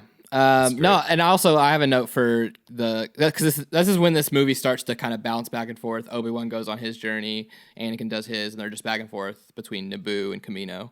And Kamino's the good stuff, and Naboo is the oh my god, like can we get back to Kamino? And like I just want to get out of this part for me. But one note I did have about the Naboo stuff is the fucking score. Because they played that at the concert me and Goop went to. And it is so beautiful. The score that plays behind them, like, it's so beautiful. Like, so that's just the only thing that's good about any of those scenes is the score. So, and some of the cinematography is good too. I'll say that. There's some pretty stuff they did with those sets and whatnot. All right, so during the investigation, Obi-Wan is led to the mysterious planet called Kamino, missing from the Jedi archives, which that whole thing was so funny as well. Like Obi-Wan being like, where is it? And then like the butthurt librarian is like, look, if it's not there, it don't exist. Like, don't come at me sideways. Like my library is incomplete and stuff. And then he goes and like, hey Yoda, can I interrupt your class with these children? And I don't know what to do, man. And then Yoda's like, this dumbass. Kids, what's the problem here? He's like, I mean, if gravity's pulling towards it, maybe go to the planet, Obi-Wan. Like, I don't know, a child could figure it out. And Yoda makes fun of Obi-Wan, and he's like, all right, well, I guess I'll go there. Like, and he ends up just going to where he thought he should have went. Like there was no, put this in there, I guess. Yeah, I like to think, and this is a little silly, but I like to think there is a little bit of merit in that, in the sense that like that's how dumb the Jedi are being right now. It's like everything's in front of their face, but they just can't see it because they're overthinking everything.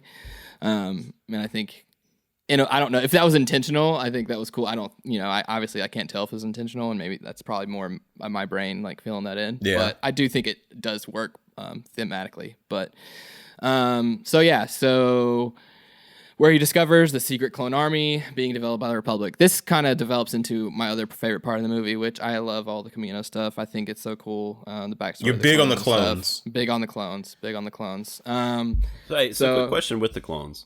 Yes. Are Jango and Boba, are they Mandalorians? Like, what's the deal with them? What's no. The backstory? So the backstory. Speaking of backstories, before we get into this pod, I want to give my boy Darth Maul his due. So I want to give you guys that backstory, because we'll get to Count Dooku. Maybe I'll get to it then. But anyway, sorry, to answer your question, the backstory on Jango Fett is he is just a bounty hunter he was a part of the Mandalorian race, but he was like bad. He did not like follow the rules, and he was just kind of a shitty person, and so they kicked him out. But he like was trained in their ways and has their armor, so he just kind of like is a fake Mandalorian. And then Boba Fett obviously is his clone and just kind of takes up his dad's ways.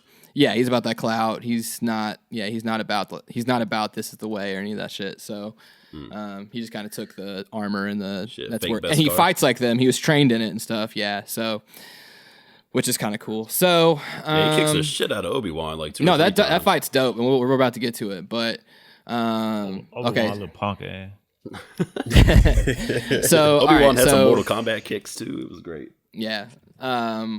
So he discovers a secret clone army being developed by the Republic. He is told by the Prime Minister, Lama Su, that the army was ordered some 10 years ago by Jedi Master Sifo Dyas, although Obi-Wan was under the impression that Sifo Dyas was killed before that time. He's says 10 years ago he was killed. So please explain that. Who is Sifo Dyas? Okay, so Sifo Dyas, I know you just did your research. I did.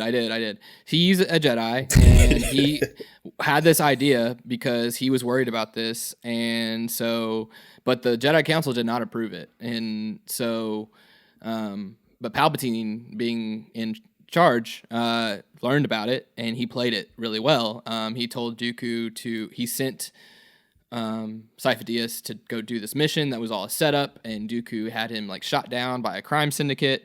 He was killed, and so the Sith, as it were, Palpatine and Dooku kind of took over from there and kind of funded the whole thing, but kept it hush hush so nobody would know it was them, thinking under Master Sifo Dyas. And that's why Obi-Wan finding this all out is very important, because he kind of foiled the plan, him finding it out. But I think obviously Palpatine was ready for that, because it's already in motion, this whole plan for it to become the Republic. He's getting the powers, all the sorts of things. So it's a really cool plan being played out. But yeah, so that's who Sifo Dyas is. He was killed. He did start it, but wasn't approved, and so the Sith actually funded the whole thing. That's why, they hired Jango, like Count Dooku hired Jango Fett. So that was the second part of my question, is because they make a point of saying even the guy in the diner is like, yeah, that shit's expensive, man. Those, if you go there, you're gonna pay the price. Yeah. And then they get there, and I mean, it's like, how did a Jedi have that kind of money? I always kind of wondered that. So right? No, they didn't. I had no idea who. Okay, so that makes a lot of sense. I had no idea who Sifo Dyas was or anything. It goes back to what Jay was saying, how context can really change how you feel about things in this series. And I know it's frustrating for the casual fan, because some people just want to watch the movie and be entertained and never have to look at anything else. And I think there are moments in Star Wars that's very hard for the casual fan, because there's a lot that you don't understand that's going on, especially in moments like this. So, but anyway, it's one part where Obi-Wan's like, yeah, that's who sent me here. Yeah. To check on this. That's why I'm here. Yeah. Nice. Keep it up. It's like, bro. Well, okay, so are those people there, or the people on Camino, are they in on it? Are they with Sidious? I think the Camino are just we getting paid, we're making the thing. They're just making an order, basically. Yeah. Okay. And that's because that's why they didn't ask any questions. They're like, oh, you're here, cool, let's go. Fair enough. Fair enough. So this is when we get to learn about the clones. So, all right, some 10 years go. Any more questions on Sifo Dyas? We good there? All right. No, we're good. Although Obi-Wan was under the impression that he's dead. A bounty hunter named Jango Fett was hired by the template for the clones by Dooku, like I said. Obi-Wan meets Jango on Kamino. I think this exchange is really dope because, as I just said, and I don't know, but I never realized this when I watched the movie until I read the backstory. So this is kind of what I was talking about. But that he calls himself, exposes himself in that moment when he talks to Obi-Wan, because he's like, "Do you know Sifo Dyas?" He's like, "I don't know that. I was hired by Lord Tyrannus, who is Count Dooku's Sith name." Right. And I don't think Obi-Wan knows it's his Sith name, but I think he knows that is a Sith name. Like I think he's like, "That's not a Jedi name," and so he's like, "All right, you're definitely the guy. You're definitely a bad guy." And so Jango doesn't even realize it until like he gets bad vibes. He's like, "We probably need to go." But yeah, he's like, "Hey, go close that door over there for me, little boy." Yeah. He I thought that was really cool. So weird. He was really weird. But like that's all the more reason that it's confusing. Where it's like, oh, it's revealed that it's Lord Tyrannus, but then it's like, but then they accept the army anyway. Right. Well, yeah. Well, exactly. Well, they don't know. That's what I'm saying. Obi-Wan doesn't know who Lord Tyrannus is. He just knows something is up here, but they do still have the army. That's what I'm saying. That's why he was so important that he went and found him first. I guess I'm just kind of making this up as I go, but or maybe it was Palpatine's plan all along for them to find it because he knew he was going to be in power of the Republic anyways. I think you can look at it two different directions, but either way, because the Republic needed an army, and they're like, "Oh shit, there's this army," and Palpatine's like, "Ha ha ha!" Like you know what I'm saying? Yeah, like, I just love like the lack of questions that the Jedi's have for this, where they're like, "Oh, we got an army. Oh, there's no possible way Sifo Dyas could have paid for this on his own, but we're just gonna accept it willingly and just like roll with it." And I don't know. There's a lot of which is like they fall straight into it, man. I know. And you're right. Which is he like probably Jedi mind tricked him into doing it. Ah, crap. Probably Mic check. Say that again. Say it again, Goop. Sorry. He probably like Jedi mind tricked him into doing it. He's like, "You will make us an army for free," because that's how Jedi's work. You feel me? The Jedi didn't want the army though, right? Or am I missing that up a little bit? No, they knew they were. That's kind of like in the opening scroll, right? They're being overwhelmed. They're desperate. They're worried about civil war. They're like, I mean, this doesn't make me feel good. Like Yoda's like the whole time is like, this isn't good. Like this isn't. It's kind of like all unfolding, and they can't keep up. Like what's going on here? But it happened super quick too when they were kind of having that talk, and then I think they were kind of confused if even it would go through, and then it kind of went through, and then and there's a scene later when they're all talking about it, and when that's when Jar Jar kind of like holds his chin. It's like, "Oh, how can I help?" Because Palpatine's like, "If only someone would propose that vote, I don't think they'd ever vote for that." Blah blah blah. But he's like, right, then it does it, you know. But and that's kind of like when they get the army, right? And he even says, he's like, "I'll put the power away when the threat is over." Like it's like all like we have no choice. We have to accept it. We need an army right now. But then he's also like, "I am the Senate." Right. Well, it's because this is all part of his plan. He's like putting this pressure on it to make it happen. It's awesome. So, all right. So Obi-Wan meets Jango on Kamino and believes him to be the killer he has been tracking. He tries to capture Jango, which leads to a titanic one-on-one fight between them. Jango makes use of his blasters and missile equipment, managing to defeat Obi-Wan by sending him plummeting into the raging sea below. Thinking he is dead, Jango departs Kamino with his son Boba. Unable to capture Jango, Obi-Wan places a homing beacon on his ship Slave One and follows him to Geonosis. Hold on, just about that scene real quick. Yeah, go for it. Fantastic fight, lovely fight. I loved it. I loved the rain. One of the most underrated. One of the most underrated Star Wars. Boba Fett's like shooting shit out of the ship as well. But also Jango did not know that Obi-Wan used to be a cowboy and had that lasso move. Fell down. The Batman fucking forearm the grappling shit. hook. Yeah, dude. Yes, that was a good bit. Yeah, grappling hooks that shit, and also once he grappling hooks it, he gets in the building. Upstairs, throws the beacon on like so fast, man. In like 2 seconds. He had to speed run that shit. There's no way. Yeah, he had to. It's beautiful. Shouts out to Boba Fett in this bit too, because I love he's just a little kid, just like die. He's like just trying to murder this man. I guess his dad's a bounty hunter, so he knows. But all his scenes, he's just like, "Oh yeah, it's cool. You're shooting this dude. I'm about to help you out with this." This dude is demented. This kid. Yeah, it's kind of weird seeing this little kid being so happy about blasting somebody to bits. And so, yeah, I think that's a grand. I love that fight. Goob, do you like this fight? Yes. Also, another note I have for the scene is Jedi's out here FaceTiming.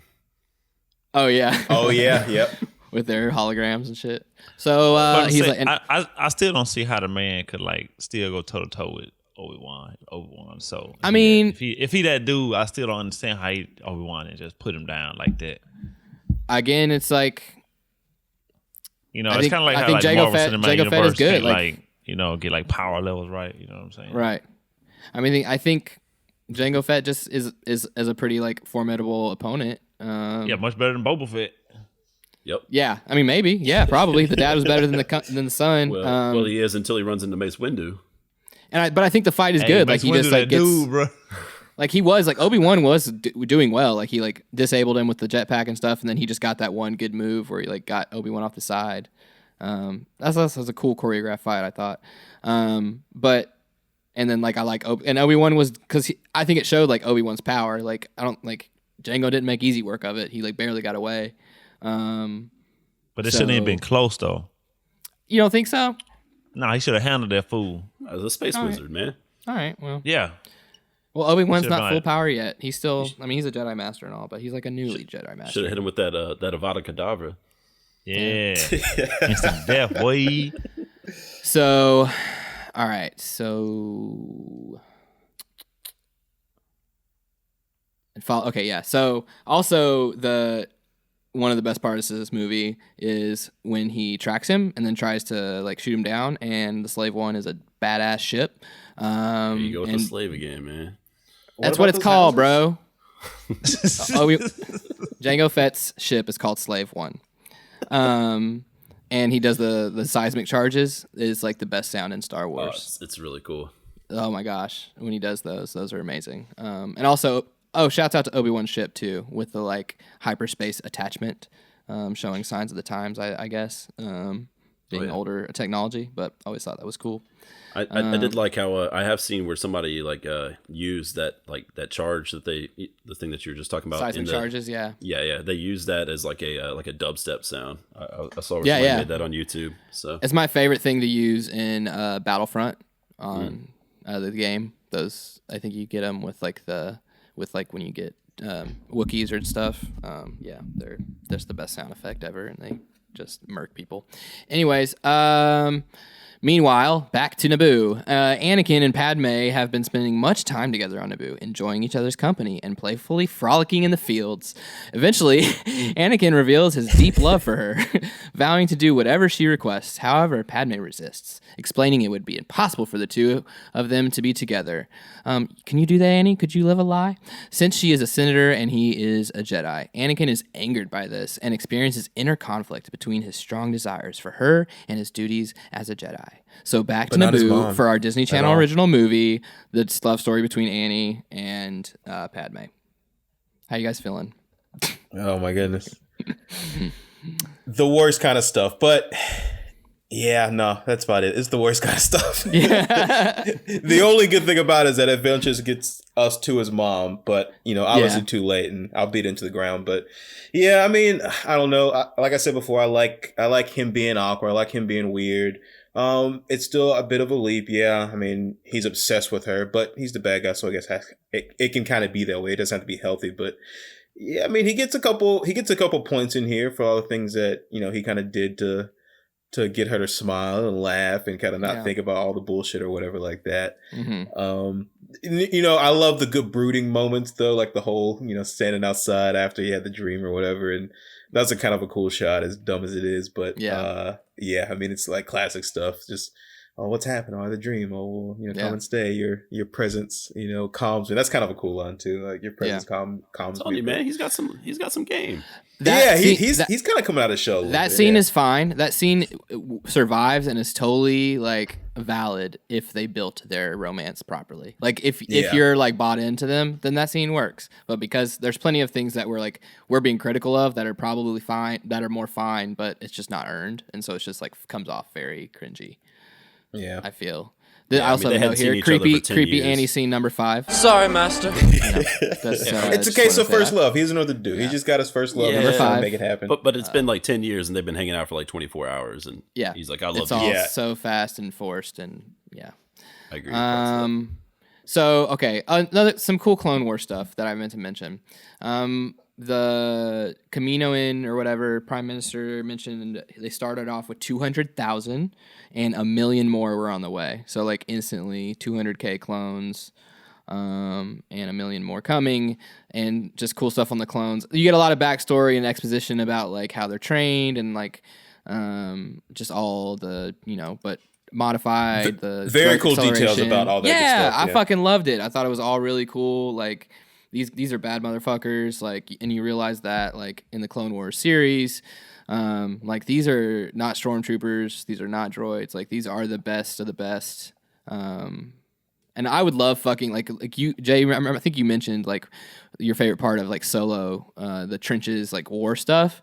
Like, give me a war movie, Clone Wars style. You know, what Rage. I'm saying? Like, come on. One of the best shots in this whole movie. It's going to come pretty far, but after they shoot down, they shoot down one of the ships going up, one of the round ships, one of the starships.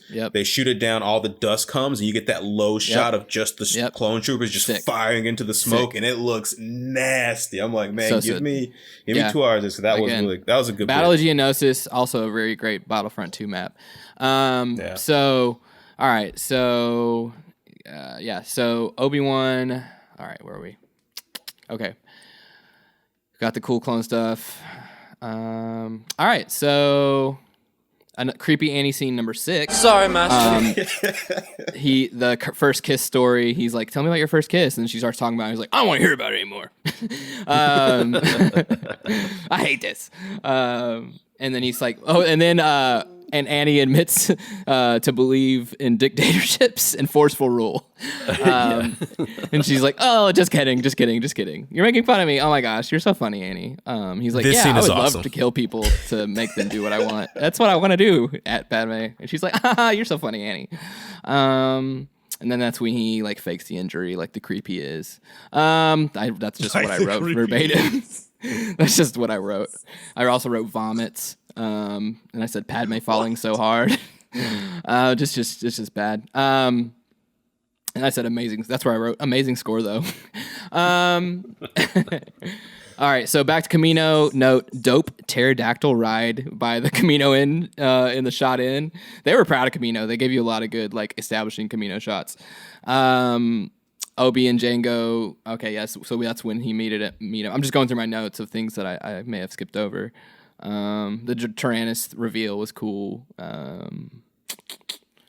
And I have a question, Rage, and I don't know how much we know about this, but I think this was when they were talking about this might be even farther back, or it could be when they were talking about how the clone troopers worked, or we're just the aging and stuff. But there's one point where they say, I think Obi-Wan says droids can't think. Right. And I was confused by that because a lot of our droid characters have very lifelike personalities. So, It's a Star Wars thing. They just commonly like contradict themselves. Well, that's what the Kaminoans say. He said the clones like are more creative thinkers, right? And so, like like they can just react and adapt to situations. So in wartime situations, they're just more. I don't know. Like, I was trying to look and see if there was some nerd out there who did an exact for one clone they can take down 15 droids, but I'm that's the way you should think about it, right? Is like one clone is worth 10 droids or what some number. I guess so. You know what I mean? Well, yeah. I mean, I was thinking, and I don't want to get too much into it because I guess it's just a point for the clones to be there, and obviously. I would, you're going to assume something that's flesh and blood is going to be better than, mechanics or whatever like that for the most part. What? But in but even with the stormtroopers, you have never seen Terminator. Right. Well, and that's what I'm saying. So, but it's so weird, right? Like I can see, I guess it's levels, right? Because the droid army is dumb, but R2 fucking knows what he's doing. C-3PO fucking knows what he's doing, but these guys are designed differently, I guess, and maybe it's harder to. It seems like they're saying it's harder to mass produce a bunch of R2s that would walk and do more things than just roll around. And there is levels. There is levels. like you said, like the regular state, like standard order, infantry droid is the dumbest of the dumb, right? They're very just like low cost, and that's what they're just like getting at, right? These are low cost, like mass produced, strength in numbers things. But even the droids have like the special droids that are like, you don't see them as much in the prequels, but they have like the I forget what they're called, but it's like they have this droid that's like an advanced droid that has like a sword, and it's like they're way more tactical, way more smarter AI that kind of like give the clones a lot of issues. I just watched an episode of Clone Wars that had them in it, and they're also in Battlefront the game. So there's like different things they use to counter, but like that's just the war, right? It's the war between the droid or the robot and man, or like robot and clone, is what this war turns into. And we eventually see that neither of them survive, and they go to stormtroopers, which are, kids being taken from their homes and brainwashed, as later in Star Wars. So cool things, I think, just how the, this kind of like ideal of droids versus clones. And then, I don't know, I just think it's cool. I like stormtroopers. Yeah, I hadn't thought about it much before, but when he said, I was like, oh shit, I guess that does make sense. But then it also... it is kind of a hole for a lot of the series for what is not big enough to just that bit that they can't think. Like I think that line just the droids. Yeah, that line just that specifically gets. And I don't think that's like completely true. Like they can think, just like the level of which they think is not clone level. Like it's just slower on the draw on certain situations. So all right. So before we move on, because we're about to get. It's almost over, because like once this movie picks up at Battle of Geonosis, I feel like it kind of is a race to the end. But you're not even close to that yet. I know, but like in my synopsis, I mean, like there's not that much reading left. But before we move on, I do want to go back in because we get a lot of creepy Annie scenes, so I don't want to make sure I don't skip over. Let's spend all the time with creepy Annie scene 7. Sorry, Master. The apple trick when he does use the Force. I'm convinced in this scene. This scene, I was convinced that he is like, again, he's just like sociopath, dark side. He's already gone, and he's just mind controlling Padme. He is inserted. I said that rage. I said that. I know. Because Jesse's in here. She's like, "What is happening?" I was like, "Right." I think he's Jedi mind tricking her. Yeah. Like I think she's like, "Yes, Annie," and like he is like just using her as like she's a puppet. She's a puppet. But wouldn't it make her like weak minded though? Yeah, no, or just Anakin really like, a very evil motherfucker.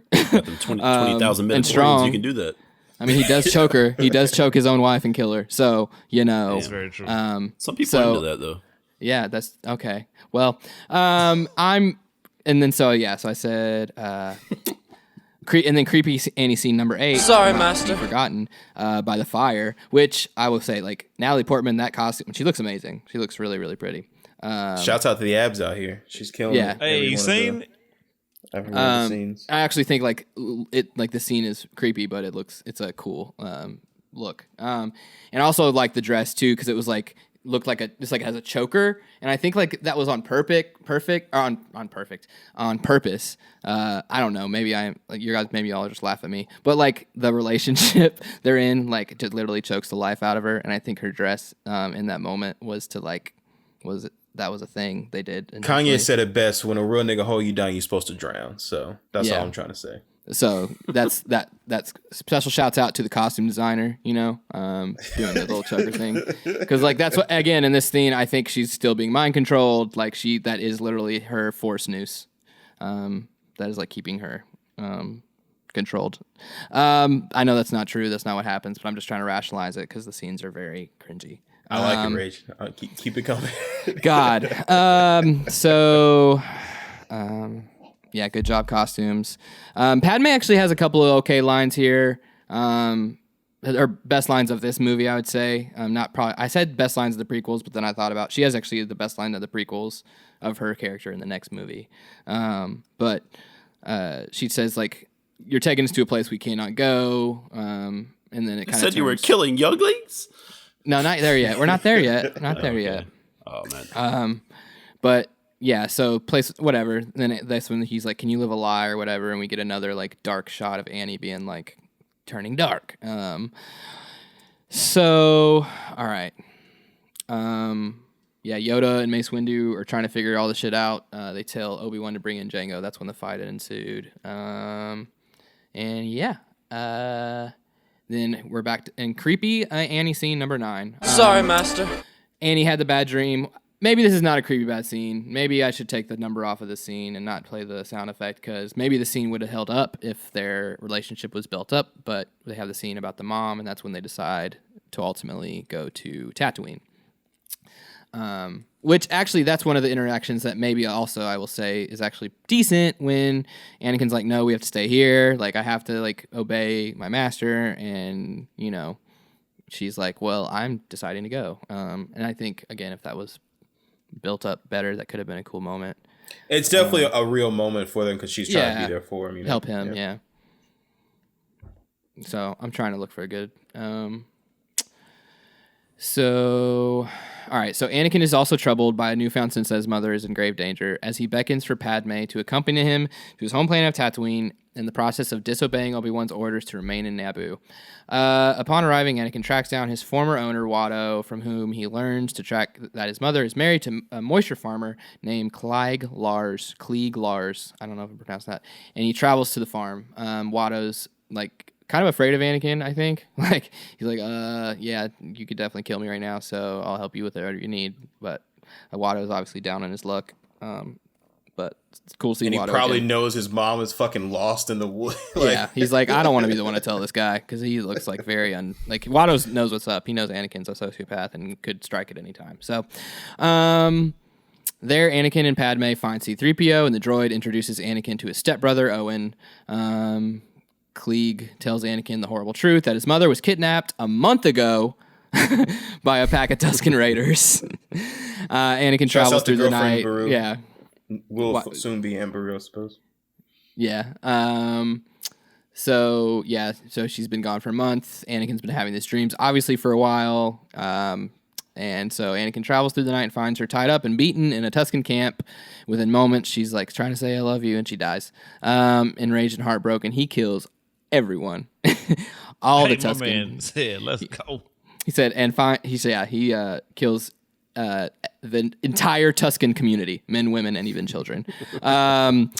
Back at Coruscant, Yoda senses it, and this is a kind of a dark scene. This is cool. You hear Qui-Gon yelling, "Anakin, no! Anakin, no!" Which I think actually this is not earned again, but is actually a pretty cool dark moment. Yoda senses it. Terrible darkness. The Force. The slaughter continues. Qui-Gon's like, can hear be screaming, "No!" Anakin then brings his mother's body back to the homestead where her funeral is held. So yeah, Mace Windu walks in. I think that darkness was actually pretty cool. Even again, like it was like. It was dark. Like it was, I kind of, it snapped me in, even though it wasn't earned, right? Like you got to look past the stuff that we're obviously making fun of. Before he goes back to murder them after he brings his mom or whatever, there's the accidental silhouette or shadow of him. I mean, it's Vader. A purposeful shadow, but it looks like Vader, but it was an accident, I think. Yeah. And also I think, and when he's slaughtering him, I think you hear the Imperial March, like, in a way, in the score. I may be making that up. Maybe it's a different part I'm thinking of. But either way, there is just some cool score of as he's starting to turn, you can hear it in the score, the, like, Darth Vader hinting at his score. So, I'm going to stop you right there, because I got a few minutes for this. Go for it. First of all, Tatooine looks so much better in this movie than it does in I was about to say it. Yeah, it looks dusty and dirty and dingy, as Goop would say it, and it looks so much better, man. I also I had the thing about Vader, about the shadow of Vader on the wall. That was pretty dope. But one of the biggest questions that I had in this was, and we're skipping ahead a bit here, but when Vader, does Vader not know that that Padme, that the kids died in childbirth, or does he know that the kids died in childbirth? Palpatine tells him, right? He says you killed them all. Like, he doesn't know they're alive until. So just quick question: why would that be a great place for them to hide Luke? It's like, let's go hide him at the place where his mom was living, where his mom is buried. He'll never come to see his mom's grave. Yeah. Like, why would that be the spot to hide Luke? Yeah, I mean, that's a valid question, I think. Okay. It is that makes sense. Yeah. It puts because it's a retcon, right? Like, coming back to this makes it kind of weird that they would go to this. Tatooine? to the only place that he knew he went to. But maybe this could be an Obi-Wan call, and he'll never look here. It's too obvious. Yeah, I mean, I think it's more. I think I would my defense of it would be kind of something that Qui-Gon said in the first one, being that the Hutts control that place, and so the Hutt throughout all the movies has always been known to be left alone by the Empire. They're fine, like they let him do his thing. He's obviously has some power behind him, and they're not really worried about a planet full of scum and villainy or whatever, just like the bounty hunter kind of culture and whatever. And so that's my defense of that, in the sense of they think he'll be safe there because it's Tatooine. The Empire doesn't have rule there. They can't have an eye on him there as much as they could in one of their controlled systems, and Obi-Wan can go disappear there because at least Obi-Wan, he was there watching over him the whole time. So yes, I agree that there is a bit of it's where his family was. So if he knew his kid was still alive, he might think to check there. But obviously we find out that he just from the jump thinks he killed them all. So boys, no, fuck all that. Wait, hold up. This dude had 10 years to go save his slave mother, and he didn't do shit. No, this is it. He ain't gonna do nothing. That's fine. Someone could have told him he was right there. He's not going anywhere. So. That's what I'm saying. Like redeemed Darth Vader is redeemed. Like that's what I'm saying. And I guess he was better. It's just again they didn't set it up. They're kind of inferring that he was good before he was bad. But it's like, yeah, I don't think Anakin cared about Anakin, and I think that's always been pretty obvious. And he's so disconnected, and he's too stuck in his head to really do anything. Absolutely. That could be a big that's excuse. A cool theme. Yeah, but at the same time, I mean, it seems to be his kind of theme is that he's way less about the action than just kind of talking about it. And then when he takes the action, it's just the complete wrong action. Yeah. So some other comments I have there are I loved him killing all the Tuskens. Like I love like whenever he looks up like from his mom dying and he's just like filled with rage, I'm like, yeah, let's kill them all. And he just goes nuts, man. He just goes crazy. But then I also love the scene where like he comes back the next day and he like resorts to like his coping mechanism of repairing stuff. I thought that was dope. If you want to get on like this, if I want to jump ship from like being entertained to going back to the serious points, I like that. Also the thing about Yoda, like realizing it, question with that. Yoda realizes he's in pain, surely realizes he's heading down that path, and yet they allow him to continue to be a general in the Clone Wars. Nothing can go wrong there. Also, no, that was my big problem from the first one. Yeah, it's like they saw this, they could see this stuff coming, not specifically, but they know that he was trouble, but there was never any kind of for real effort to help him with this kind of stuff. So. Right. And we see the way they set up Anakin and how obvious it is, right? And it's like what part of that is just bad writing and, character development, and then what point of that is a plot hole in the fact of the Jedi are forced to have this blind eye to serve the plot. It's like probably a mixture of both, but it's like I understand what you're saying though. Yeah. And final note I have here is Lars doesn't, or I guess Clegg doesn't seem too broken up about his mail order wife being killed. Yeah. He's like, bro, I tried. Yeah, he's like, when I get better, I'm going to go out, but she's probably dead, bro. Hey, like, leg, you shouldn't bro. go. I can't get out there. The Raiders are crazy. And he tried, though. And shout out to the Mandalorian for handling the Tusken Raiders so much better than this movie did. So Yeah. The Mandalorian does do a better job with it. So, Goob, anything on Tatooine so far? Kind of quiet over there. Oh, still dusty as ever. Dusty as ever. Wars, what are you murdering over there? Because I can see in the chat that you're playing Star Wars Jedi. I'm listening until I hear a point where my expertise is needed. Okay, I'm not playing Star Wars. I'm like just listening to the banter. So before we leave, Star Wars on. Okay. Before we leave, and I don't know this for sure, but surely they built this set for the house and everything again, right? Yeah. More like that, man. I'm just saying, it ain't all gotta be dusty planets, but it looked like what it looked like, and they built that again. Tatooine looked good. Obviously, they did it better. It looks like two different movies. More efficiently and cheaper because, modern times compared to before. But yeah, I don't know where the thought. I know the thought was push this technology, but man, like too much. Imagine a world where they were just concentrating on this and trying to do it more everywhere else. Like taking more of the other set designs that they had and then transforming them into the new stuff, or making them the literal sets look cleaner, kind of like what we would get with clean Millennium Falcon coming up in Solo. So just a little, come on, guys, do that better. Yep. I know. So Anakin brings him. Okay, funeral's held on Geonosis. Obi Wan overhears a meeting between Count Dooku and the leaders of the Commerce Guilds, and learns that they are behind the Separatist movement and have built up a new droid army. So they've also figured out that they have way more droids now. So this is actually kind of a cool plot moment too, I think. He also learns that it was Newt Gunray who ordered the assassination of Amidala as revenge for the defeat of the Trade Federation at the Battle of Naboo. Obi-Wan transmits his findings to the council, relayed by way of Anakin and Padme's ship, though he is surrounded by droidekas and captured before he can finish his report. So, so we talked about the Clone Army real quick, about how they just decided to take him on. This was the moment where they decided they have to get the Clone Army, and they had no other choice. Obi-Wan alerting the Jedi Council that the droid that guys, they have tons of droids. They didn't know this was happening. They didn't know. They're about to attack us. We have to do something. We have no choice. We have no army. If we don't, we'll have nobody. We'll be overwhelmed. So Yoda's that's when Yoda's I gotta go. We gotta go help Obi-Wan. Mace Windu's I'm gonna take all the Jedi we have left and go there. I remember in this point in the movie, I'm like, oh shit.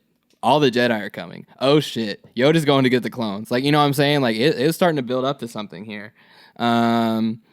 So Obi-Wan gets taken away. That also reminded me of one more. I think that will be a creepy scene number 10. Sorry, Master. So many. So back to the politics.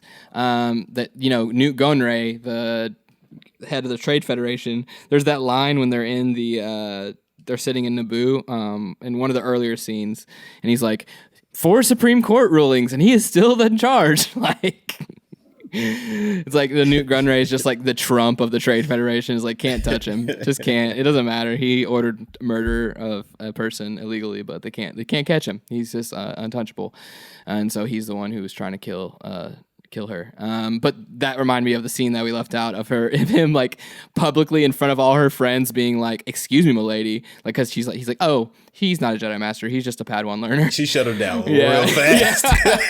But then he turned into this fucking raging, looked like he's about to be abusive, he's so mad. Then she came right back and was like, I'm sorry, my lady. It's just awkward, and then the queen's just okay, well, yeah, that'll work. It was just as I think my note was, somebody should have called HR at that point, because there's a lot of witnesses to that outburst, and I'm saying somebody should have stepped up for my girl Padme. That's all. All right, so. Whereas I can literally hear the sticks. What are you playing, man? I gotta know. Bro, y'all microphone must be echoing. I'm not doing anything. Boys, I'm telling you, it says playing Star Wars Jedi. I can't even make this up. It says it in the chat. Oh, are you playing Star Wars, Juarez? He's playing. Are you playing Jedi Fallen Order? Nah, man, that's a typo. I don't care. Play on. I'm so happy you're playing it. That's all I care about. All right. So on Geonosis. Okay. So got it. So now that the Jedi knows of Dooku's army, Jedi Master Mace Windu leads a team to Geonosis. Unbeknownst to them, Anakin and Padme also, disobeyed the orders, and because they're just a bunch of rebels and they don't care. And they're gonna go rescue Obi-Wan. Meanwhile, Representative Binks, because he gets an idea, because they have that scene where they're like, oh, if somebody could just ask to vote, and Binks is like, this is my moment to help out, and Binks literally sets the whole war in motion. By calls for Chancellor Palpatine to be given emergency powers with which he can can call the recently discovered clone army into battle. And they do that in the Senate and shit. And Jar Jar gets his fucking moment. Darth Jar Jar. Yeah, that's right. I mean, he did set in motion on some very harmful things. So, sorry, you gonna go? If anything you want to add there, or I can keep going. No, all you go. All right, cool. Back on Geonosis, Count Dooku tries to persuade Obi-Wan to join him. I thought this was a cool scene, actually, warning him that Darth Sidious is now in control of the Senate. Obi-Wan refuses to believe him, saying that the Jedi would have known if that were the case, which obviously he's wrong. And Anakin and Padme arrive on the planet, but are quickly captured by Jango Fett and sentenced to death, joining Obi-Wan in the Geonosis area, where they are to be executed. All right, I'm going to stop there because, first of all, I'm just going to say that Anakin, we don't even have to talk about it unless you guys want to talk about it, but that whole fucking assembly line scene, I'm done. Just cut it. Just cut the whole thing. Yeah, it's pretty bad. It's so bad. I didn't need it. Just let them get captured like Obi-Wan right away. I don't give a fuck. I don't, cool, I guess R2, flying I think is a cool thing that he has jetpacks on the side. That's about it. That's the first time we get there, right? Yeah, that's the first time we get that, and that's cool. Yeah. I'm down with that. I know some people don't like that, but why not? Why can't R2 have jetpacks on the side of him like that? Shit, why can't Jar Jar have jetpacks? What do y'all think of Goob, what did you think of the C-3PO droid head swap hijinks? I thought it was hilarious. It tickled me a little bit, really. Yeah. But my favorite part was when Samuel fucked homeboy up and sliced his motherfucking head off. Yep, so we're getting there. That's the shit I was here for. I was like, man, right in front of his son. Oh shit. Yeah. The purple lightsaber is clean as fuck. How you liking the lightsaber battle in that game so far? It's a little tough. It is tough. It takes some time. Just keep practicing though. It's rewarding. I think I might have to remap some of these buttons. Nope, don't do it. No, because left bump for a block is kind of weird. Nope, you just got to get used to it. All right, moving on because this is about episode 2. Okay, you do that. I don't hate it. So I don't like the hijinks of the whole head swap, but I kind of do like the assembly line. I mentioned the call out to Minority Report, which obviously does a whole lot better of a job with this. This is a good chase between Colin Farrell and Colin Farrell and Tom Cruise, and they do the plan or like that. I actually like even more probably than Anakin's involvement. I like Padme's because she could die, literally die. I like seeing her run through there. He kind of gets caught up a couple times, and he ends with just. I like it towards the end, just chopping shit with his lightsaber. He's like, "Why the fuck am I dodging this shit? I can just cut through it all." So that was kind of cool. But seeing her have to navigate it was kind of dope. It kind of just ends, I guess. But I think Padme does some cool stuff, and as this goes on, I like what she gets into it, man. She gets some battle scars, and she's fucking climbing shit and tearing shit up. And so, where is that? Blah, blah, blah. And her shirt gets cut perfectly to where she does. That looked painful. It's halfway hanging off. So the question I have from this whole area is, do you think Dooku is actually? First of all, I think Dooku is great. I love Christopher Lee. I think he's a really good actor. And I think he's great as Dooku. So shout out again to Lord of the Rings because your boy is the head of Isengard. He's Saruman. Yeah, he's Saruman. So the whole scene where he's trying to convince Obi-Wan. You think he's legit? You think you think there's still some of the old Jedi in there where he's legit trying to overthrow Sidious, or do you think that he's just trying to trick Obi-Wan or trying to get Obi-Wan to be his apprentice? I don't know. Obviously we know, I know it now, but I don't he's trying to trick Obi-Wan. He knows he's playing the long game with Palpatine. He's in with Palpatine. The Trade Federation thinks Dooku is because that whole plan is just a farce. They don't care about the Trade Federation. They know all of them are going to die. They don't care. We see that. We see Anakin killed them all. So Dooku's just trying to see if he can get Obi-Wan to turn, and I don't think he ever think he would, but obviously Obi doesn't fall for it.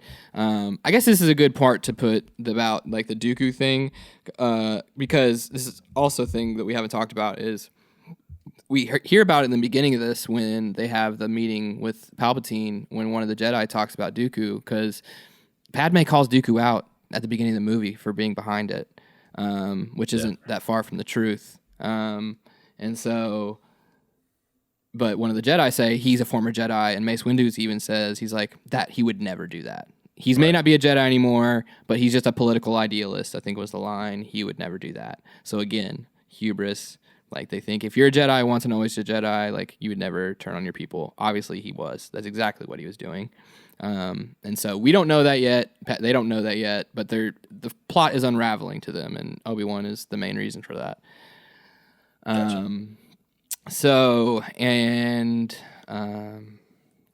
All right, so in the high stands, Count Dooku, Newt Gunray, Rune, Hako, Poggle the Lesser, all these people that are up there. I guess some of this obviously is lore. Not all these people have like big roles, but those are people that are up there. Jango Fett and Boba Fett watch the start of the planned execution. So we have this like gladiator style, A Bug's Life set piece, or more of an ants. I think a little darker. Perfect segue, Rage. Very quickly for you. This is the bit that I play with my nephew in Lego Star Wars. Yeah, you get to do this scene. It's pretty cool. They're all coming out, and you get to play as Annie and Obi and Padme. So it's pretty cool. It's so dope the way that Mace Windu like walks out of that hallway behind him too. Yeah, he's like, "Hey, what's up, bro? I'm onto this shit. Up, like, let's do this." Does the world's biggest backflip to get down? Fucking awesome. He takes his like cape off at the same time, right? Like gets down there. It's on fire and everything. Yeah, it's so dope. It's so Padme's out there like picking locks and shit. Like, that whole if we all had great character development. I've said this so many times, I need to stop repeating it. But yeah, that little between Obi Wan, Anakin, and Padme was actually pretty cool. The really dialogue good. was there. It's pretty cool. He's like, "What are we gonna do, Master?" She's like, "Well, she's already doing it, bro. She seems handling things well. Yeah, like she's good. And the kiss when they were going out, like it's not earned, but it was good. I thought well acted. There's a little peck on the cheek. Yeah. That's all it is when they get married too. It's pretty rough. A couple of really mediocre kisses when they get married. Yeah. So, all right. So I'm gonna just stop me. I think this is about to just start picking up. No, you good. Go ahead. Take us on. So during their struggle, all right. See, the trio are forced to battle a Reek, a Nexu, and an Acklay. Those are the three monsters, which I think they're pretty cool monsters. I mean, CGI, but they look pretty good.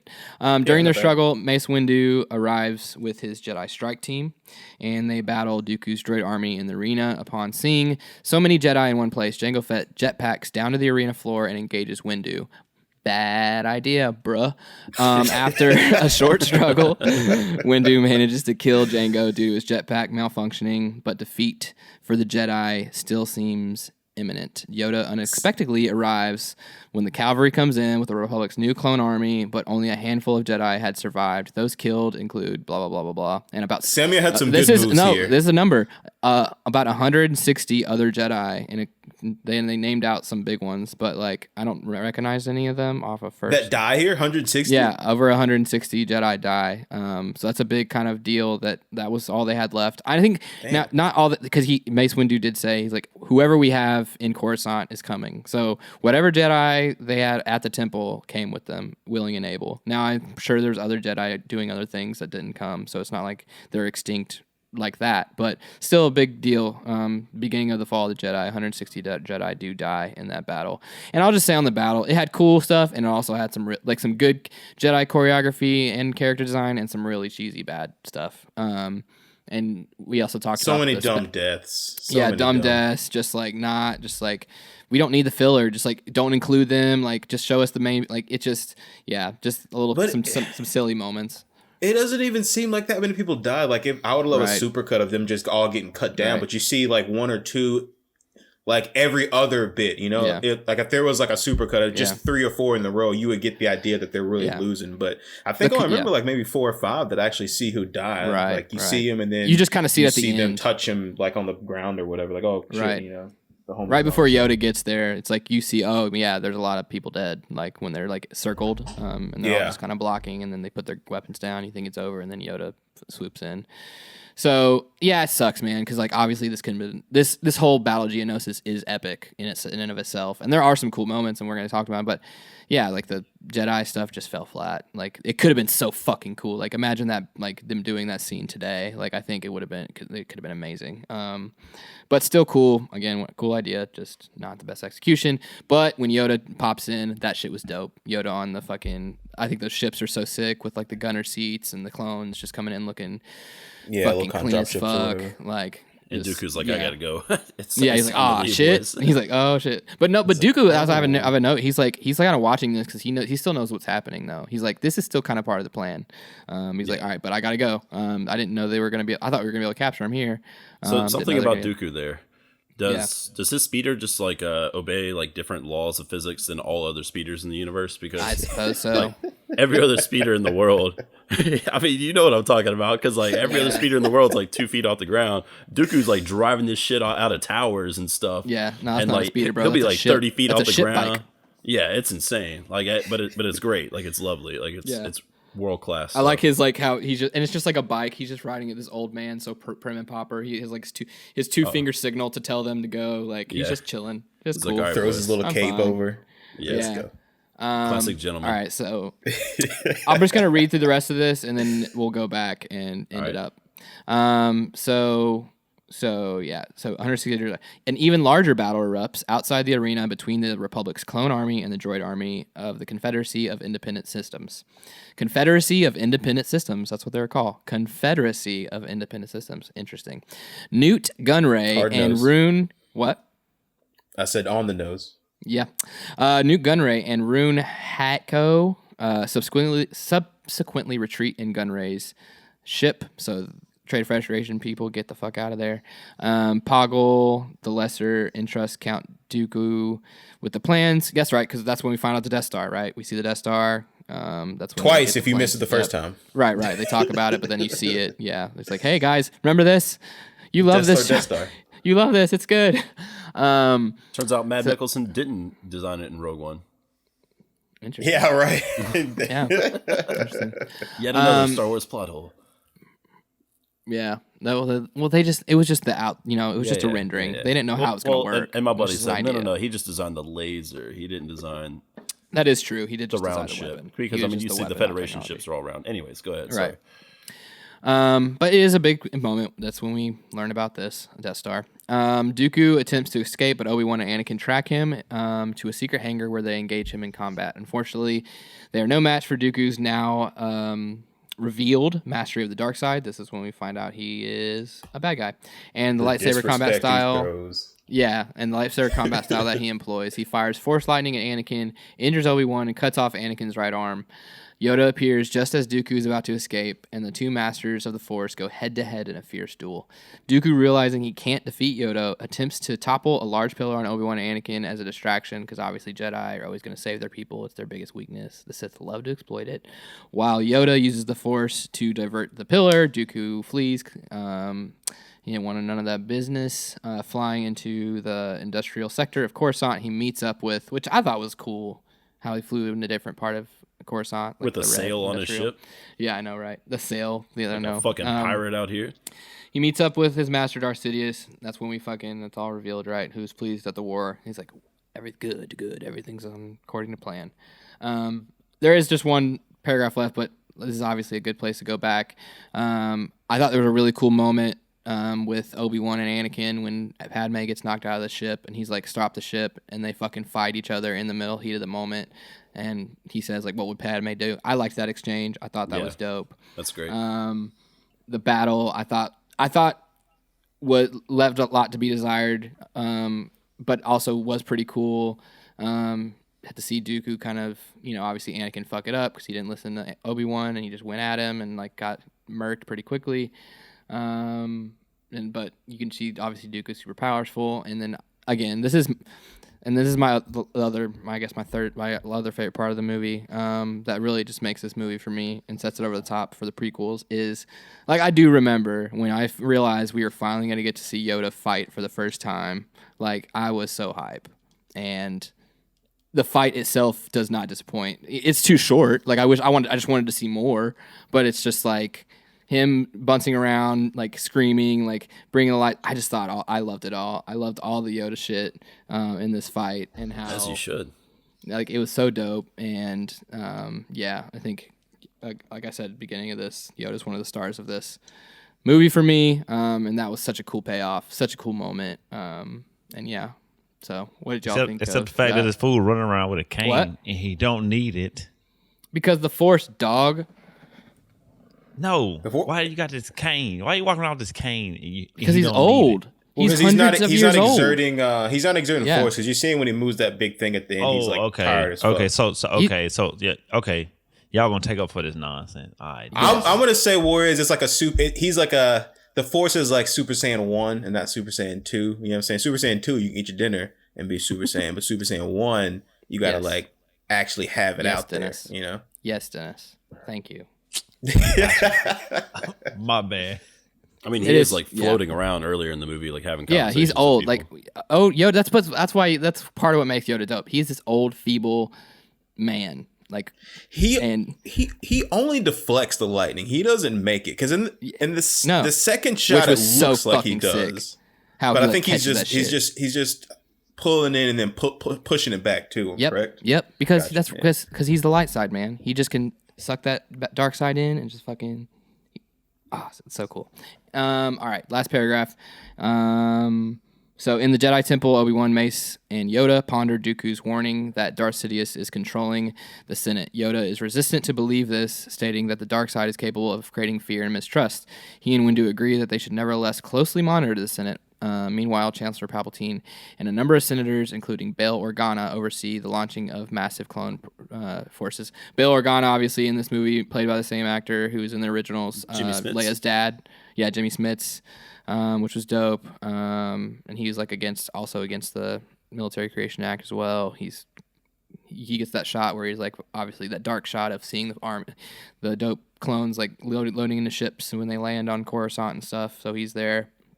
Then back at Naboo, Anakin with his new mechanical arm and Padme hold a secret wedding with 3PO and R2-D2 as the only witnesses. And that's how Star Wars Episode 2, Attack of the Clones ends. Yoda, there's one thing I wanted to mention. Yoda makes ends the line with about how they have not won. Because they're like, Obi-Wan says something about, well, at least they won the battle. Then he's like, what the fuck are you talking about? Like, this shit, we are in fucking trouble. Victory. Like, yeah, like, exactly. Which I thought was cool. Again, like he's starting to get it. If he's getting it faster than anybody else, obviously Obi-Wan and him and Mace are, I think that they're kind of like trio and how they kind of figure shit out is cool. So that's a strong Yoda ending. Impersonation. I apologize. No, it's hard, man. It's hard. So hard. So, yeah. And that's the movie. So, how are we feeling? All right. So here's the thing, man. All right. So watching these movies, if these movies were only these three, I don't know if I'd be a Star Wars fan. Like these first three so right fair. here. So fair. Because watching it, well, yes, it's definitely better than the first one. I think that's where I'm landing now. I think I can confidently say, because just hearing everything talk back to me, I might be a little bit, selling it short if I were to say the first one for me is better than this one. But man, there's still so many problems with it. But man, you're right. But the fun's still there. I mean, It ends on a pretty good note. This whole Dooku stuff, man, I just love all that. I love Dooku talking shit to Obi-Wan. Yeah. I think Obi-Wan goes down kind of weak towards the end. It's kind of weird because, like you were saying, Rage, you made a really good point that I haven't really put together. Like, he does literally all the work in this movie. Like, no one does anything. It's Obi-Wan's show this whole time. And the couple of times where we really need him to be that dude, he kind of falls a little bit short. And I think that's a little weird. You're right. And you're right. On the fight specifically, you're so right. Yeah. I was totally fine with Anakin getting murked. That's fine. I'm kind of happy to see it, to be honest. But Obi-Wan should have had at least a little bit more. Like he could have at least come back or gone first, or like Andy gone first and then got cut down. Obi-Wan come back, but he went down with just a couple scratches essentially. So that kind of sucks. But man, I mean that's the clone stuff is good as far as having this presence on screen. I mean, we talk a lot about the CGI being bad, but that's something that it's always used even now, the multiplying of people. So just the look of all the clones out there always worked, right? When we saw them marching and we see them get into the games, like all that is super cool. They kind of going backwards, I guess, the Yoda scene and all that shit like that. But obviously I wish we could have got the clones practically. Like it would have been better. Like because they're always CGI. Like there's no we'll find out even the next one when they're a lot more close-up shots. It's always CGI. They're never real people, and I think that kind of goes back to. I mean, even at the time, I don't know. What'd you say? Are they real people though? I mean, they're clones. Right. Yeah. So clones are CGI by default, guys. What do you complain about? It's clone graphics information systems. I don't know. See, I guess that's my first quick blush is that I'll go ahead and give it a goat and admit that for me, I think I think I'm more favorable in this one than I am the first one, but I feel bad about it because I think this shit is still trash. Yeah. Oh, it is, but it's better trash. It's more. It's like a good B movie. It's like Ginger Dead Man. Like you know what I mean? Like oh my god, Passion of Christ. Let's talk about it. I mean, I explained so much backwards. That's a podcast. Like I'd explain so much context that no casual fan would ever get to make you appreciate things, and so that's a failure as a film. If like you can't just watch it as a sitting and like get a lot like. I like this stuff because I'm a nerd, but like, I'm not always. I do like that about Star Wars, about how that. But that's some people don't. That's not for everybody in Star Wars. It's a world. He's building a world here. I would argue that they do that in like just about every one of these movies. Yeah, where, like, no, it's very common. I agree. There's like a lot of I would say about 70-75% of most of these movies are like exciting. You don't really need to be able to pay attention. You just along for the ride. But then they throw some shit at you where you're like, what is that? And like you have to like know the deep cuts to like understand what the fuck is going on. And that's kind of a gripe for me with Star Wars is I'm like, that's lazy storytelling. The fact that I have to go back and like read a bunch of like supplemental content just to understand what's even going on. But it's not a deal breaker. You can come at it. I definitely see it from that direction. I mean, obviously I'm from the other side where I'm like I'm like hungry for it, right? I like reading and like figuring like seeing Shadows of the Empire, and I think there's a balance of like creating like obviously like opportunities to do other content and different media around the lore. And you're right, like that's a thing Star Wars does for better or worse, and there's good examples of it and bad examples of it, and I think the prequels have more of the bad examples of it than the rest of the movies. What about you, Goob? What you feeling at the end of this? I know you liked the first one. You're the lone one. You're the only one who likes the first one better than this one. So you got to have something for us. Yeah, man, I did. Still like this first one a little bit better. But I mean, this one I'll probably give it like a solid. I give it a good rating, probably like a 7. But mostly just because like the way it started out, I'm just like, bro, like. I don't know. It's just something like just them just being buddy cop from the jump. Just kind of like put me off. I was like, it just did. I don't know. It just didn't do it for me. But I mean, I'm just here to watch it and just jump out. Like I don't really have like a horse in the race. So you know what I'm saying. So yeah. I'm not like super invested in it. Yeah. But I definitely did like the first one. I mean, the first one better, granted, still. Yeah, definitely the first one better. I mean, like I said, the action sequences are a little bit better in this one. And I don't know. I just feel like Darth Vader's like descent. I mean, Anakin's descent. Like it will say like into madness. Like it happened like super quick. And just they do a terrible job. He was just like it's like okay. I'm just gonna reluctantly do what you guys say don't do. I'm gonna just do it. I don't care what you say. Like I know I'm not supposed to do it, but fuck it. I hate doing what you guys say. So I'm gonna be that dude. We trying to get you know what I'm saying, from A to Z.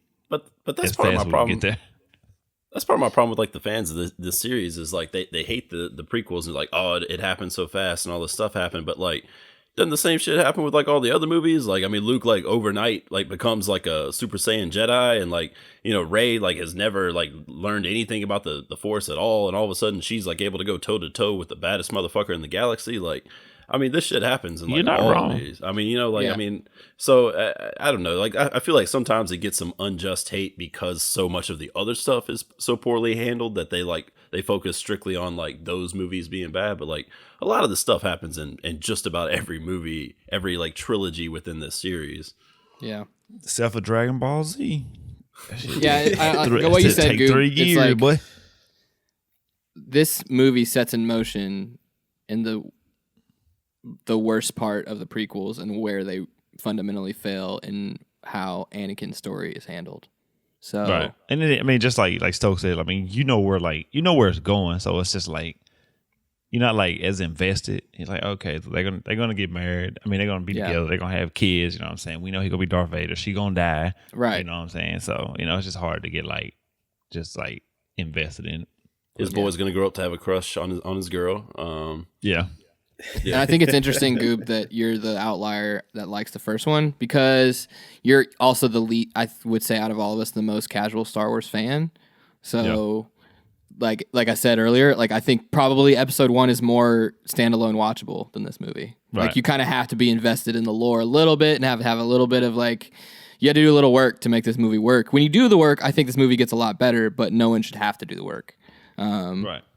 And I think that is interesting, and maybe it has nothing to do with it, but I think that could be like it's interesting that you still like the first one better. And I think that's maybe part of the reason.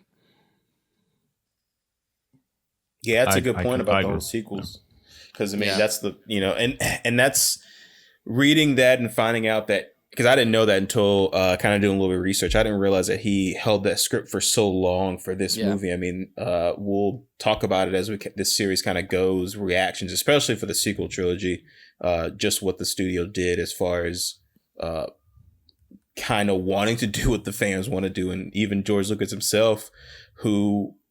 his thumbprint is all over this. He did a lot of this and didn't really listen to anybody else, but he was still trying to make it right for the fans. That, I can give him credit for that. Kind of seeing a lot of the crap that was in the first one and trying to kind of course correct. But man, something about the writing, I feel like if the writing had just been, I mean, I guess that's not a small part of anything, obviously, but the bones are there, the kind of ideas are there, but just what they say in a lot of things just kind of doesn't really add up to it. And a lot of the, I guess, the finer plot points, just kind of falls short. But I mean, overall, a much funner ride, a much better watch. I mean, we just talked longer too. Like, there was just so much more in this movie.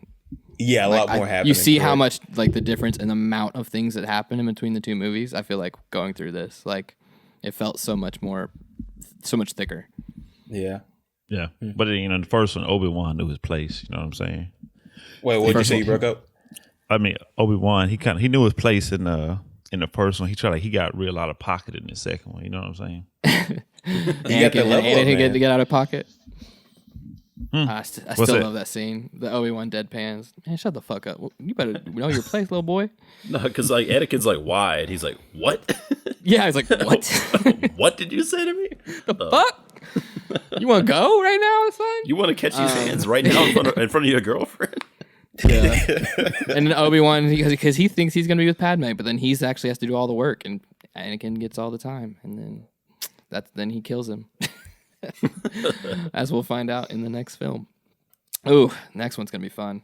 I'm also very looking forward to getting out of the prequels, too. Goodness. I'm not. You say that until I troll everything else that you know about the series. I know. I mean, yeah, this is going to be... I think me and you are kind of like we've been more on the same page, but it's going to change. Don't worry. It'll change. Yeah, so far we've had a pretty... That's 75% moving and more in favor of this movie, which I think is very cool to see. Because, like I said before, I mean, that's what this is all about, trying to see if this is going to change or go. And I got you guys on the first one. Man, I hate it, Reg. I hate it so fucking much, man. I hate it so much. I'm like, no, I don't want to like this movie more than the other. And that was my last point. Is I feel like the consensus among fans when they make their lists, from what I look on Twitter and content I consume and whatever, by and large, I always see this Clones is the worst, and I just think that's I love that got proven wrong here today. So yeah, I'll put that feather in my cap, and we have a lot of work to do, a lot of films left. But yeah, so it'll be interesting to see if Clones is better than Sith. That's why you got to listen next week, kids. Yeah, or actually just listen now because they're all out at the same time. But the teaser, I like the teaser out here. Right? Yeah. You like I see it. You see what I did there? So how are we feeling, boys? We've been talking for 2.5 hours here. What are we feeling? We did like 20 minutes of talking like before we started the show. Of course, yeah. So it's not that long, but well, good. See, my wife ain't feeling this. She already gave me like a.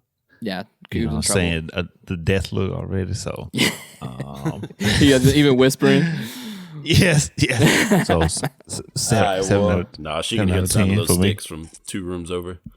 Well, Goo, if you need to go, that's cool, and we can wrap up. Yeah, well, we got it. Unless we need anything else, I was gonna do a quick wrap up and get the fuck up out of here. What we think? We gotta do because we still have to do our rating. So, Goo, we gotta do the rating. You gave your rating. What was your? Yeah, I already gave it, man. What was your rating for the first one? 8.2. 8. Okay, so it's 7, 8. Okay. First. Word, Jay. Yeah. Oh my god. 6.5, just by a hair. What was one? One was 6. One was a flat 6. We'll go 6.5. Okay, I'll take that. I'm take on that a 0.5 20-point scale over I'll take here. a little half point. Yeah. All right. Stokes. Episode 1 was a 6.5 for me. This one is a very solid 8.5 for me. Get the fuck out of here! No, I'm being dead serious. I hit my mic. No, I Let's was go. 100. I enjoyed this movie from start to finish, man. Let's Because go. like right off the bat, like I was like, I feel like I'm back in my zone. I love this. This is like it's exciting. There's action, and it's so memeable and so trollable. And I'm right back where I need to be. I'm home. Yeah. So thank you, episode 2. Man, this is just, and we just getting started. Well, we about to hit damn. episode 3. Thank you, Stokes. Actually, because I loved your Joel. It's gonna play in the playback really well when you were like, "Now fuck this shit." Like, And I think that's something about it too. I mean, and when he says these movies are about kids, I think he means more. They're about having fun and just having a good time. We've praised him for doing his thing and just trying to make something. And so for you to recognize that, to be like, "Hey, man, listen, I'm just here for the fucking whatever," and kind of see that. So. I mean, not to take that credit, that was what Juarez was doing in episode 1, man. I mean, he was saying all the same shit where he was like, "Hey, man, this is just a fun movie. I'm here to be entertained." Yep. And man, I was entertained. Like that was a movie I would put on and like laugh at it. You know, it's equal parts a comedy and an action and a tragedy. So it's definitely a tragedy. I value the comedic, unintentional comedic parts of it so much more. That's awesome. All right, what you got for me, Rage? I gave it. The first one a 5. I'm gonna give Attack of the Clones a 6.5. 6.5. All right. With the same score as my boy Jay. We like the movie the same amount. God Love in it. heaven. Love it. Love it. And last shouts out, I didn't talk about Geonosis enough. It's one of the dopest battles in Battlefront 2. Like Jay was talking about the shot with like the ships coming down and that I thought all that was dope. That smoke screen and everyone just firing through the smoke. And I hope they use that, like Jay said and I said, and we all want a movie. Kathleen, I know you listen to our podcast, so please. Clone Wars meets 1976. Help us out. Appreciate it. Okay. Love you. So I think we're good, huh? Yeah, that's it, right? We'll tune in next week, or in the next episode, rather. We got episode 3, Revenge of the Sith. Wrapping up the prequels out here. Oh, shit. I'm going to go ahead and put in my bid. I mean, listen, we know that last fight scene is fucking fantastic. Will it make it top of the prequels? We'll see. No, it won't. Ray says no. No. There's a lot of the bullshit around there. The movie does jump off pretty quickly, so yeah, man. It'll be fun. I'm ready for it. So until then, we're signing out and peace. Be easy. Rage, when you said 1976 at the end, you mean 1917? Yeah, sorry.